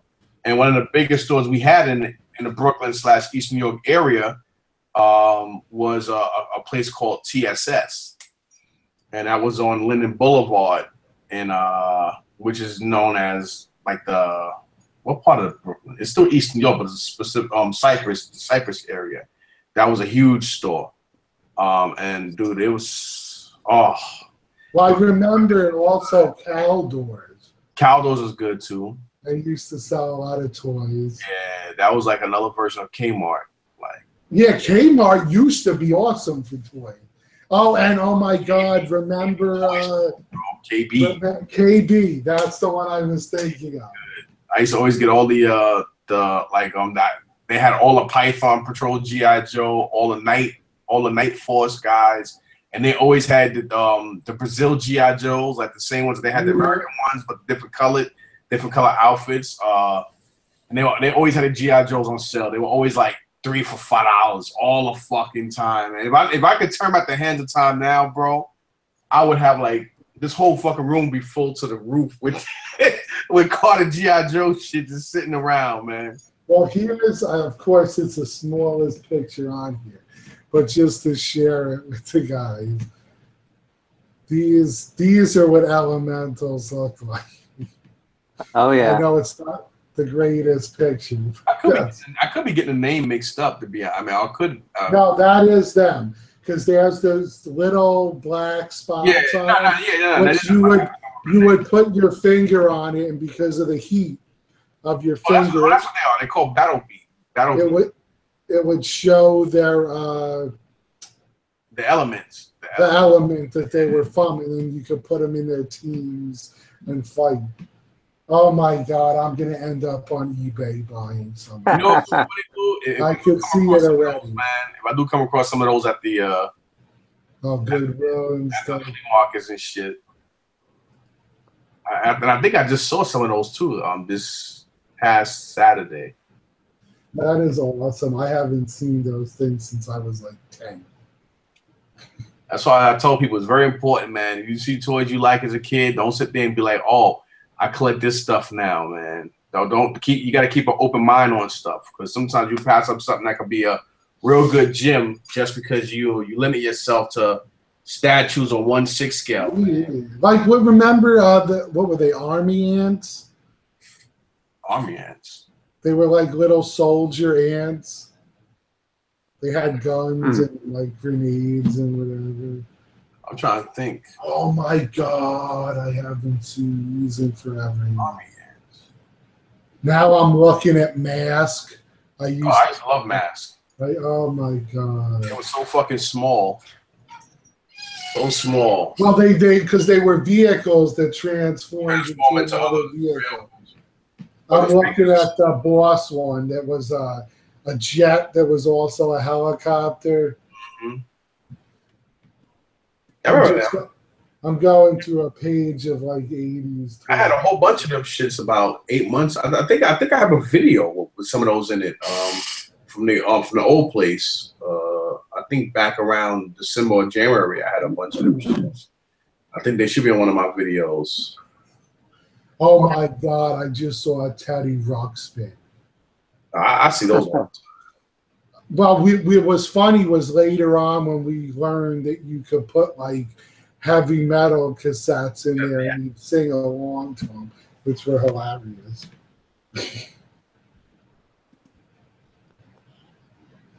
But oh my God, there's so many cool toys from them.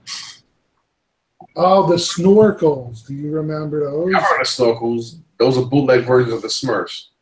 Yeah, with the little things. Mhm. Oh my God, Smurfs was another one. Papa Smurf, Papa Smurf. What is it, Grady? We always used to ask, how there's so many Smurfs but only one female? Sausage party. Right. Oh my God! You don't get it. You don't get it because Gargamel used to eat them all. Gargamel. Oh my God! And Fraggle Rock. Yo, what? Oh, Fraggle Rock, really? I used to watch. What you know about Fraggle Rock, bro? Bro, that crazy dog they were always running from in that guy's house, and the trash heap. Uh-huh.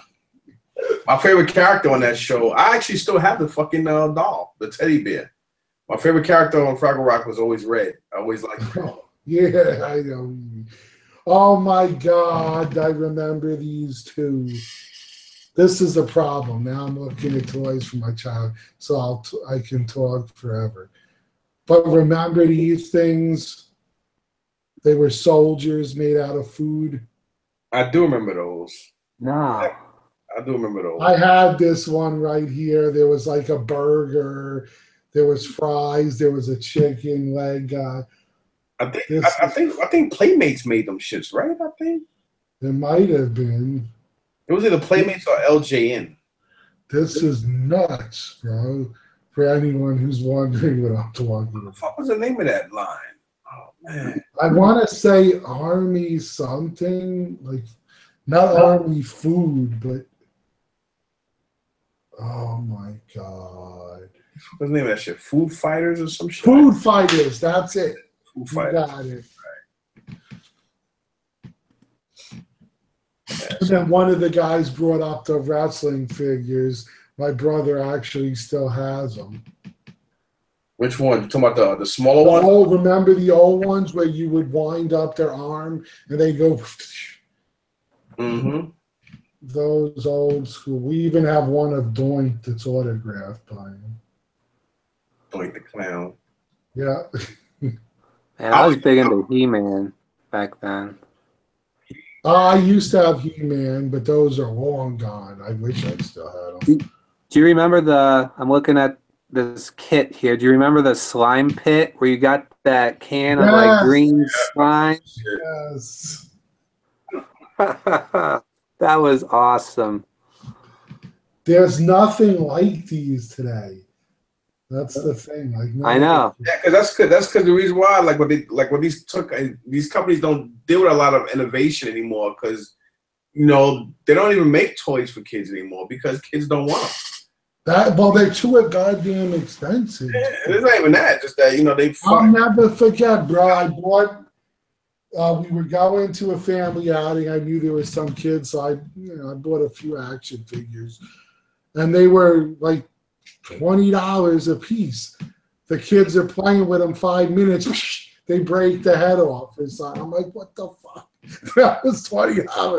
What are you doing? Only way they're gonna get these kids back into toys is if they start making like wrestling, G.I. Joe, and no, kids don't want toys. They want to be on this. That's what I'm about to say. If they make a toy and if they could take this guy right here. See this, Lou? If they could take this and somehow connect that to this. Oh, you gotta make it like augmented reality. They'll love them. Dude, you know how many of those in the old school Star Wars toys from the 80s I had? Shit, I start collecting all that stuff again, Lou. I'm not playing, bro. I got a fucking $200 Obi-Wan Kenobi and Darth Vader right here somewhere. Yeah, Blake brought up laser tag. I remember playing laser tag. Them fucking batteries never lasted, though. Yeah, I also had Photon. Photon. I like Photon better. Yeah, so did I. I like that better for some reason because the laser tag was more mainstream because they did the commercials for it, so it lasted longer. Remember Intertech? Intertech, you used to the real kind of like on the water pistols that they were really like a real fucking gun. Like, yeah, well, you never see the shit we had. Like back in the day, for anyone who's younger, we used to have cap guns, but cap guns looked like an actual gun. It looked like a revolver.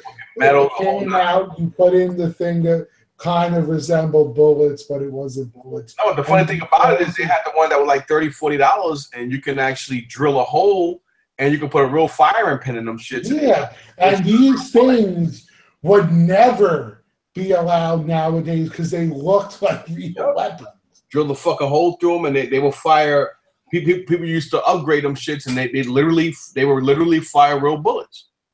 Mm-hmm. Yeah, I remember them shits. Yeah, yes, Mark, I collect them too. The one guy brought up Dorbs. I have a whole bunch of Dorbs. Dude, that's me. Oh, that's right, Mark. Yeah, those are awesome. Dude, I have them, a bunch. I got to put them on display. I've been looking for like the real small shelves that you could put up so that you could line them up. You need something like this, Lou. Hold on. Let me show you my holy grail I got from this dude. Dorbs and Funko Mystery Minis. That's this shit gonna blow your mind, man. Check this shit out. Oh my god. It's wow, that's awesome. I gotta figure out where to hang this some bitch at though, but yeah, that thing's cool. That shit is bananas. Yeah, I started with the Batman line was my first line, and then I went into Guardians of the Galaxy and so on and so forth. Yeah, Lou, I'm addicted to those things, man. Like I have the entire Batman line, Masters of the Universe line. Next week they released the Star Wars Dorbs line. Oh my god! Like, yeah, they're like smaller versions of the pop figures. Kind of. Yeah. I remember in Toy Tokyo they had the Batman exclusive Dorbs. I have a lot of the exclusives. You had to be in the Funko group to get, where you got a box every month. They're not that popular.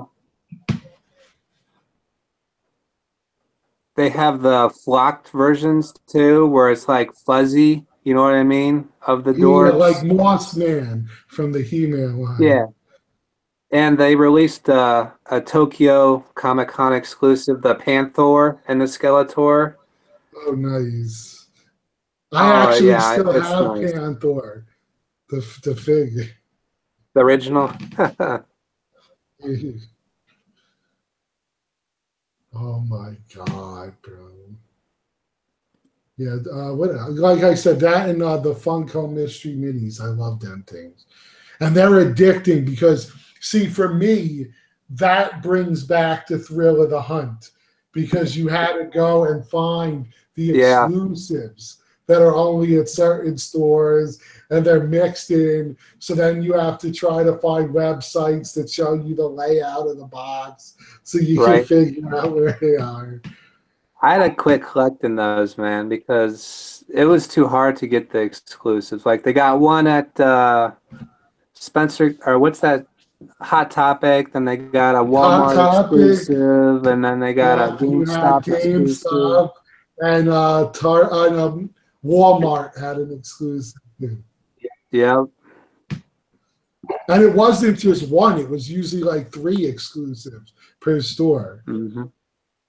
And then, like, I got a lot of them for The Walking Dead as well. But then with The Walking Dead, I kind of wanted the characters, not the zombies. So I get pissed off if I get zombies. So it's like, oh my God. What's up, bro? What's going on? How's it going, man? Pretty good. I think most of what we're discussing right now you probably never heard of in your life. Well, what are you discussing? Not a lot of toys from our childhood, but since we're probably twice your age, you probably never heard of half of the stuff. Fair enough. Oh my god. And you'd be surprised, man. There's a lot of young guys younger than him collecting a lot of toys. Oh, that's true. Because that's one thing about Canada. Canada got a lot of vintage toys laying around places. Because I know a lot of guys who are into the stuff I have, and they get a lot of their shit from there. Especially a lot of old Transformers and GI Joes, and they get them pretty cheap too. Because a lot of people have that shit just sitting there. There's a lot of stores that still carry a lot of this old shit and selling it for retail, man. You just gotta find them. I find out from YouTube. YouTube be like, oh my god, I just wish I could just fucking, just somehow have powers to just reach through my screen and just snatch their shit. I just love watching the videos for like the toy collectors that go on those hunts, as they call them, or whatever. Yeah, and you watch the finds, and you're like, oh my god, I wish I could find something like that. Dude, it's crazy. Like I'm growing so much. Like I haven't had this many good Transformers since I was probably like. God, yeah, Mark. That how many walls we've ruined with those things. You'd have red slime in your mother. What the hell did you get out of the wall? Oh my god! Is anyone ordering more again? We discussed it. A couple of us want to, but we know it's not lines we collect, so we're trying to talk ourselves out of it. Fair enough. She looks really nice though. Yeah, she does. I'm one of them. I was like, I really love that statue, but I need to talk myself out of it. Fair enough. Did anyone get anything new in? No, I haven't. Not since Angela, which for Christ's sake, I still have to take out of the box. And that's what happens, though, and it's strange. Because, like, when I first started collecting statues, the minute it came in, I had to tear it apart and take it out. And now they sit for, like, a week or two. And I'm like, you're burnt out. That's what it is. You have so many that it's not even as, it's like, oh, this is cool. And then you put it on the job. Yeah. That's what it's like. Unless it's something hard to come by. Like when I get an XM piece, because I don't care what anyone thinks, XM pieces are harder to get in the US. So when I get one, and it's like a kid in a candy shop. I'm opening that up. I'm like that with Grails, man. When I open, Grails too. If it's something you've been dying to get and you finally get it in your collection. You know the Man-Thing comic cat? Yes, I saw it in person because Vic used to own it.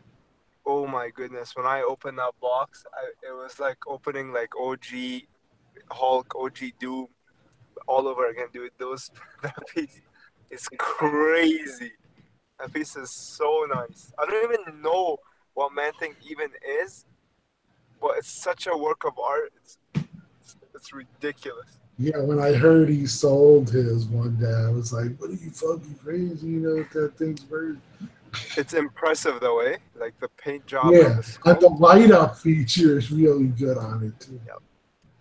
And it's two pieces too. Like it's like literally based on the statue. I love that so much. It's got a lot of heft to it as well. Yeah, it's like 30 pounds. You know what I'm hunting right now? I'm hunting the OG Trio comic cats. I'm trying to get them again, exclusive with both boxes. I don't know what it is, man. I was just having like a huge hard on for those pieces. I don't know what it is, man. Even though like the Venom comic cat came and left in my collection like 5 times. I don't know what it is, but I think now, once I get them back, I think those are good to stay for me. I think, you know what it is? I get the Venom comic kit, right? And then I see the XM Venom, and I'm like, man, maybe I want the XM Venom more. So I sell the Sideshow one. I get the XM Venom, I'm like, fuck, why did I sell the Sideshow one? And then, and then the Prime one releases theirs, and then the new Sideshow one. And every single time I see one, I sell the Venom. I'm like, dude, why do you keep doing this? Like, you know it's not going to be better than this, and it ends up not being better. And Well, two, what I like about it is it fits anywhere. I mean, not only is it amazing sculpt, but the size of it fits good at anywhere you want to display it. Now, if you got these newer ones, they're so gigantic, they're hard to display. Now, for someone like me, you're going to want to display Spider-Man with Venom and Carnage and all that. And when they don't fit in the cases next to each other, you're kind of like, oh, this sucks. Yep. Especially Venom and Carnage. Like, I really have to give it to Sideshow. Like, the dynamic between those two pieces is so nice. Like the way Carnage is like up and then Venom is down. I don't know, something about those two when you pair them up together. Oh my goodness, like they just look like pieces of art in my opinion. Like, and especially now with all the issues with the new Carnage. Oh yeah. Did you see that? Yeah. Mm-hmm. And I really had high hopes for that piece too. I really liked it. I was gonna get it together with my Spider-Man and my Green Goblin, but I think I'm gonna get in the aftermarket. Yeah, well, the old school one is still sold at a good price, so it's still obtainable. Yeah, I want to get. You know what I like about the old school Carnage so much? The eyes. You see the way the eyes are so big. Every other Carnage that you see, it's like that little groove. The comic cat eyes are big. They're vicious, man. The old the comic cat Carnage is so, and I love the pose. I know it's like a lot of people say it's like, what is he even doing? But it's like, it's one of those poses where it's like, it looks like a Renaissance piece. Do you know what I mean? Like it looks like he's actually like shrieking, like he's I don't know, something about it. It's just like menacing, in my opinion. I can't even explain it. You know what I mean? Like I can't explain it, but just the pose, it's so menacing. Like it literally looks like a savage. One of the viewers wants to know, for you, would you go Morrigan or Prototype Z Akuma? Which one would I choose? Yeah. Well, he says he wants them both. Akuma's being produced by Gentaku, so what that means is like you're gonna get like top-notch quality paint apps like that. It's gonna be like prototype level paint apps. Morrigan is just a gorgeous piece, but the thing I don't like about Morrigan, the only gripe I have is it has that Mufizal hair sculpt, which is like no detail in the hair. I don't know if you guys noticed that, like a big strand like in their forehead. It's just like it's so big. Like I don't know, like if you see like Dark Phoenix, Dark Phoenix is like the hair on her is like so detailed. Like every strand of hair is sculpted. While Morrigan, like it's just a big chunk. And that's like the only problem I have with it, because the rest of the piece is so realistic. It's just the hair is like very cartoony. So in my opinion, I would probably go Prototype Z Akuma, but like I really believe like both of those will be available in the aftermarket for cheaper. Like look at the Ryu. Like everybody was like, oh, look at the low ES. I was like, nah, it's not. Like it's top notch. It's top notch quality, but it's just it won't retain their price. So you'll probably get them in the aftermarket. To be honest, they will not go into like. They will not like go above retail. There's just too many of them. Everybody said that about the Mega Man 2. Everyone was like, oh, Mega Man, HMO. And I told them, like, people are going to be selling the deposits for, like, lower than what they paid. And that's what's happening. Like, go look on BST. Yeah. You can get it for cheaper, like, later. Well, that's becoming the trend. That's becoming a trend in statue collecting anyway, that you're finding stuff cheaper on the aftermarket. The price is just too high. Like what the hell? The lights just literally came off in this middle of the streets. the base price is just way too high in my opinion. Like it's like holy shit, that's scary. I always tell people to, especially around the upcoming time of the year, because a lot of people have families, have this, that, and they need to do Christmas shopping, and you see a lot of statues up for sale at good prices around Christmas.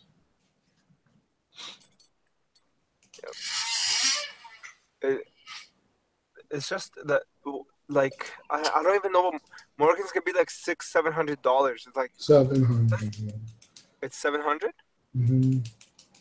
That's like crazy, man. Like you're talking about plus like $100 shipping. Like who? That's too high for a base price for a piece that's coming out right now. It's crazy. Mm-hmm. Like those are kind of, to me, custom prices. If you're a company, they should be less than that. Like that's ridiculous, man. There's no especially when it's like regional license too. Like that means they're not even paying that much for it.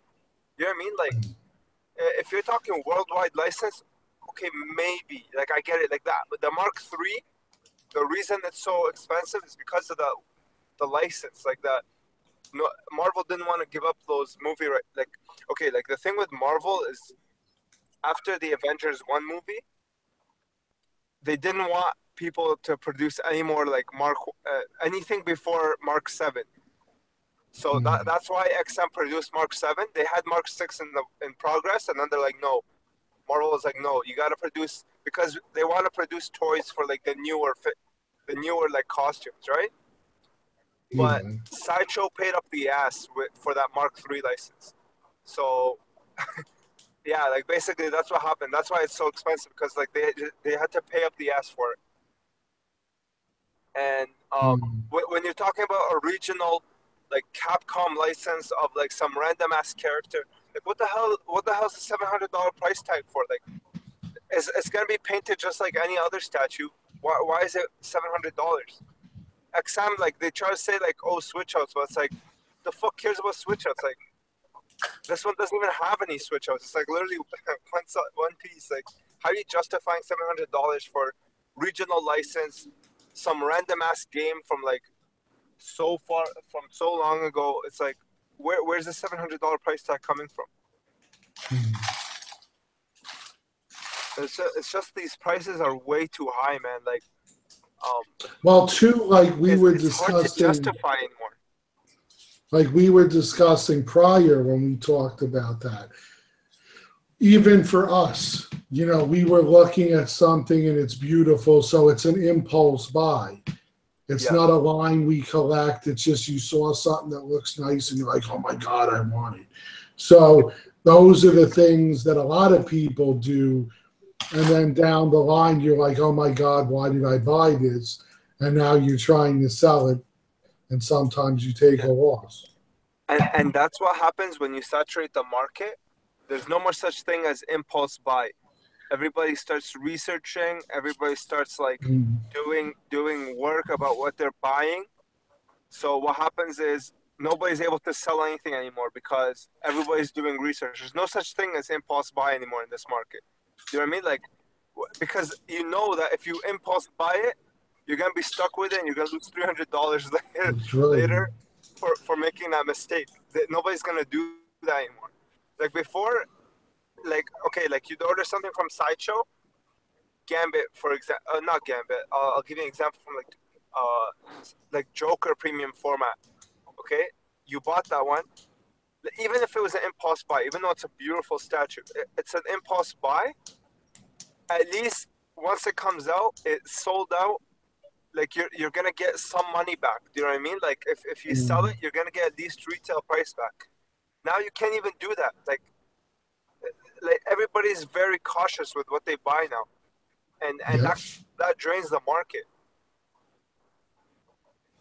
Like, exactly. That's why I told a lot of people. I'm like, that's why we're seeing the smaller ES sizes now. Not because the company is hearing the collectors, but because the market is dried up. Yeah, nobody's buying. Why would I buy it now when I could buy it later for cheaper? That's right. Do you know what I mean? Like, it makes no sense. Like, do I not like my money? Do I like throwing my money away for no reason? It doesn't make sense. Like, my last pre-order before Thanos was Mark II, which was like 3 years ago, 2 years. 2 years ago almost. Like, that's crazy. I used to buy there's like so many every Iron Man from Sideshow. There's so many pieces right now that even I want, and normally the old me would have had already pre-ordered them. But I'm still on the fence about them. I haven't ordered Danger Girl, even though I want it. I haven't ordered Spider-Gwen yet. I haven't ordered even what's the Huntress, because I'm waiting on some of them because I know you're going to find them cheaper on the aftermarket. And if I don't care about the exclusive part, then there's no point to rush. If anything, you'll get a $20 coupon from Sideshow itself, and you get it for cheaper. Yeah. Literally, all the time that happens. People were jumping on Hulk versus Wolverine. Wait, like literally a month, and then just apply the coupon on it. Like, you save yourself $25 for no reason. Like, it's not even like you get it earlier. Like, that's the thing that blows my mind. Like, you don't get the statue earlier.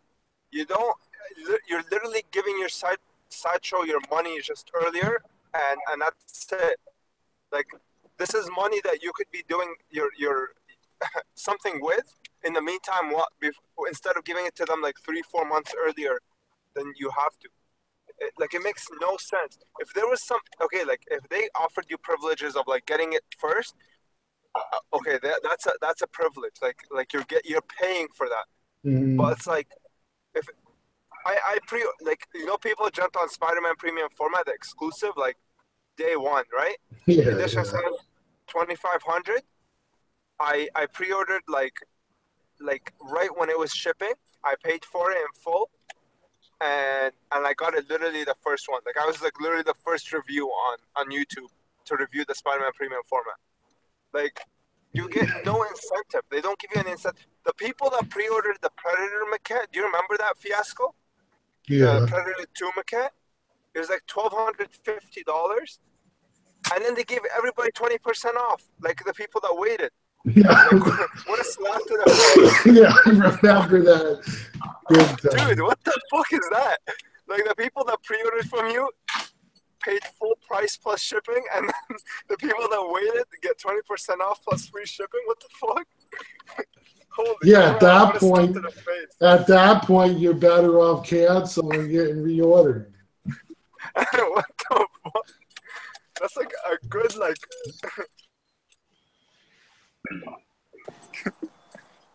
makes no sense.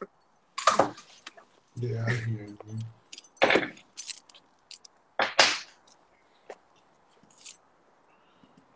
Friggin' insane. But that's why we all keep saying, and people don't want to hear it. They make up. But that's why we keep saying the bubble's gonna burst. The bubble's gonna burst, and then they're all like, "What bubble?" And I'm like, "You're seeing it now, bro. When you need to sell something and you can't sell it because there's so many out there for cheaper because nothing's holding its value, that means the bubble's bursting. The only things that are holding their value are the OG grails. So someone was trying to tell me that the comic book market, it benefited from the fact that like the bubble burst, that the bubble burst on it, and that is true. And that is true, but it's like you're talking about a $4 comic. Yes, but it also learned from its mistakes. I don't think the question is, will statues learn from their mistakes? Oh no, I don't think there's no coming back from that. The difference is that statues are $700 Yeah, per or piece. $1,000. Comics are $4, maximum $5 a piece. Like this is the difference. Like if they make a variant on a $5 like comic perfect book, example. I'm not as hurt as when they make That's a variant right. on like a $500 statue. But a perfect example is this. Take XM Black Bolt. People were paying $1,400, $1,500, $2,000 for it. Wouldn't you be kicking yourself in the face now that it's selling for $700? They're paying retail for it, and they're kicking themselves in the face now. Exactly. This is my point. Crazy, man. I don't know, man. And it's the same thing. People don't get it because they weren't around back then. If you look at, like one of the other guys brought up 2 baseball cards even. But that, comic books, and now with statues, what was the things they all did that were wrong? First, variants. They made too many variants. Yep. Then they were selling said variants for way, way above what they should have been selling for. Yep. Then you had oversaturation because, everyone's buying comic books. We got to make every comic book in the world. Now, on top of that, it got to the point where the regular collector, where the regular people are what really drives the market. Us guys, that are big collectors, yeah, you see a lot of them because of watching YouTube, being on Facebook, whatever. But the truth be told, when you're seeing these statues selling out, like even the Iron Man, people are like, oh my God, it sold out so fast. Do you realize that we only make up a small fraction of the market? There's so many people that just see a piece that reminds them of something, and they're like, oh yeah, I'll get that. It'll look good in my house. So they buy one piece. Maybe that happens to be the piece they like. But for the regular guys, the guys that were the ones keeping this market up, us that were buying, 10, 20, 30 pre-orders at a time, most of us smartened up, and you see even guys like me, 30, 40, Carlos, maybe 60 to 100. Same thing with Omar. You look at our pre-orders now, 2 or 3 for the whole year. So you could see the difference, and that's a lot of collectors that changed from 20 to 30 statues a year to 1 or 2. And that eventually dries up the market. That's what's happening because you're pricing out the average collector. How many, when we saw back in the day $350 for a statue, we were like, oh my God, that's a lot of money, but it was still stomachable. Now you look at a piece coming out $700 to $1,000 just to start without shipping, and you're like, oh my God, is it worth buying these things anymore? People forget how they justified their first statue. Really think about the first statue you ever got, like the first $400 or $500 statue that you bought. How did you justify it? I love this character, and this will hold value. Right? You're not just spending like $500 on like a plastic figure of a character that will become like it'll be worthless. The way you justify it in the beginning is 2 things. You like the thing that you're buying, and that big sum of money that is gonna hold at least a little bit, like at least 90%, right? Like I don't think anybody can stomach paying $600-$700. They know they're only gonna get $350 for later. That's right. Actually, I can't understand somebody who is okay with this.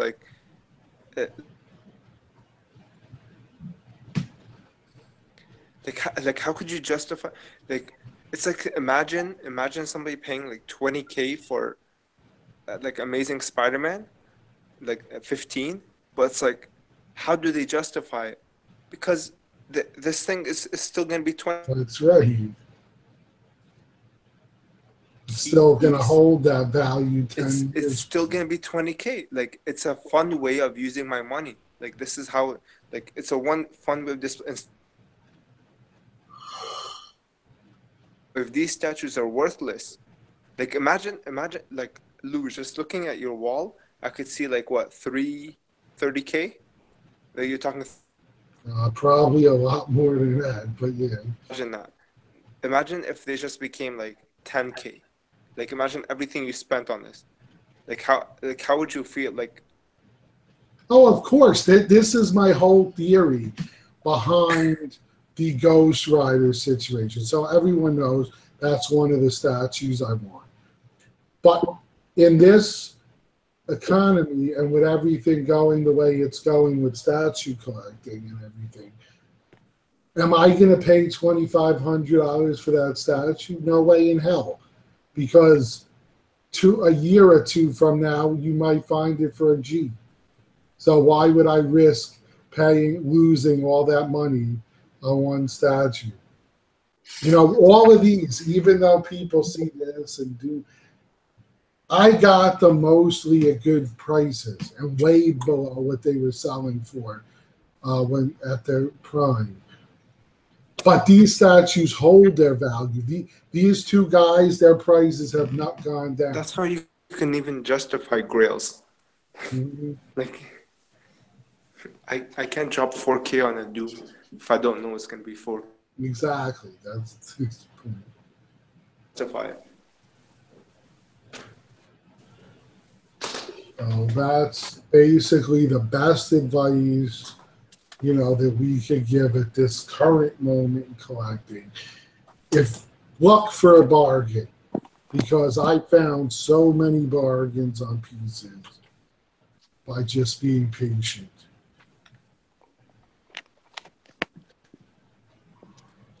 So, you know, I wanted Magneto. It took me, I think, 2 years after its release to get it.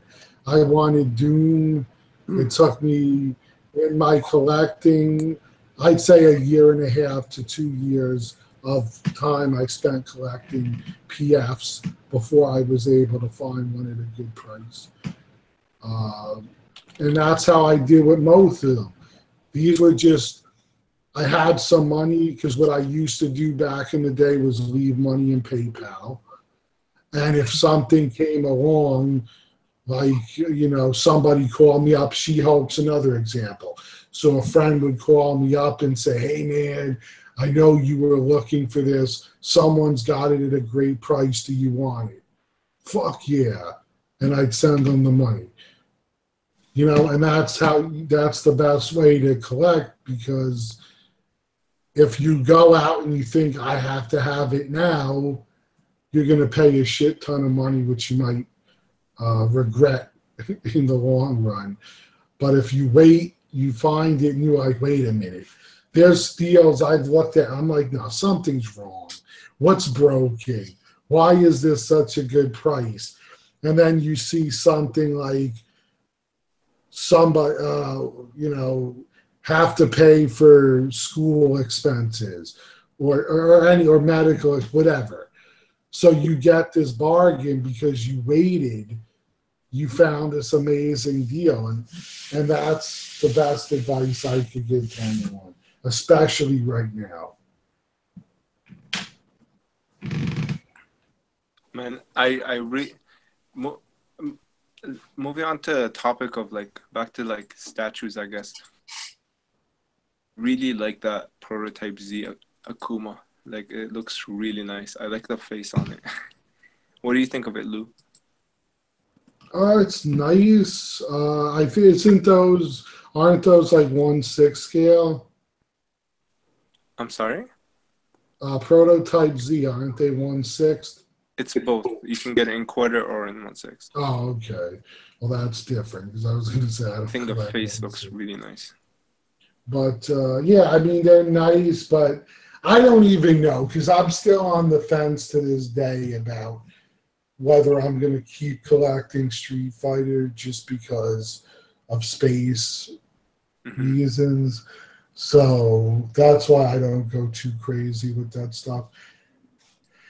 But, you know, we'll see. And like I said, you know, I've been dying down on what I'm buying. And even like we discussed, you kind of, the longer you're in the hobby, the more that you become, I don't know how to word it, but you don't have that same. You become more wise. Yeah, you don't have that same feeling when you get something anymore. It's like, oh, cool, there's a new piece to look at, and that's it.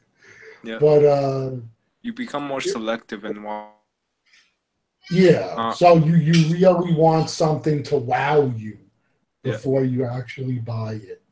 Yep. Definitely agree. Because if there's a piece that I see and I'm like, oh my God, this is fucking amazing, then I buy it, you know, right away. But I haven't really had that since the Spider-Man PF and the Captain Marvel. Those were the two that when I saw them, I was like, oh my God, I have to order this immediately. Oh, and Cable. Cable was another one like that for me. But and Electro. But there's certain ones that call to you, at least in the way I collect now. So, and then there's others where I'm like, yeah, I like those. I want to get them. But now I'm waiting a month, 2 months, 3 months before, you know, pre-ordering or buying it at the comic shop or whatever else. The new Turtles. These turtles are so nice, man. Like, dude, jeez. I mean, when I saw them, I was like, they're pretty badass. I'm happy I got the OGs because they're my favorite, but if I didn't have them, I would definitely have them. Yeah, these are so nice. I'm kind of bummed about the size. They're made of plastic, and especially since these are like solid metal. Yeah. But whatever, what can you do? Like, they're so heavy too, my God. Yeah, that was the other thing with the old school Turtles too. They were heavy as well. Yeah, definitely. If you guys can get these, do not hesitate. 100% recommend. They are awesome. Like, worth every penny. They even kind of have a similar pose to the old school ones. Yeah. The painting is a lot more complex than the OGs. I like the sculpt of the OGs because they're but the paint, you could definitely see, like, you know how, like, if you look at Magneto and Doom, Magneto has like a more rich paint application. Yeah, well, they use better paints and stuff. It's newer, right? Mm. It's like more better techniques. You could definitely see that here. Like the turtles shells, they look like real shells. Yeah, for me, it was like the old school remind me of the cartoon that I grew up watching. So that was the main reason when I saw those, I'm like, oh my God, I gotta have them. Whereas the newer ones remind me a lot of the comic books, which is not a bad thing. You can't go wrong with either, man. I'm telling you. And I like that they kind of did the same thing as well, with the exclusive being the different color masks. Mm-hmm. So you have either one set that's all red or you could have the mixed color. So I think that was pretty cool as well. Oh, good night, Mark. His phone just died. But yeah, I'm going to end it anyway because this has been a really long episode. I think it's up there with the longest ever because I think we're going on 4 hours or something. But I think we put a lot of discussion out there, a lot of good topics. We even did our nostalgia with for the older guys with our toys. So I really enjoyed this show, and I hope everyone else did. So definitely check out it if you like it. Comment. We always love hearing what you got to say. Thank you for everyone watching live and then everyone who's commenting in the chat room. We always appreciate that. And it's cool because a lot of times you guys give us ideas for topics to talk about and questions. So we enjoy that. So until next week, we'll see everyone. Peace.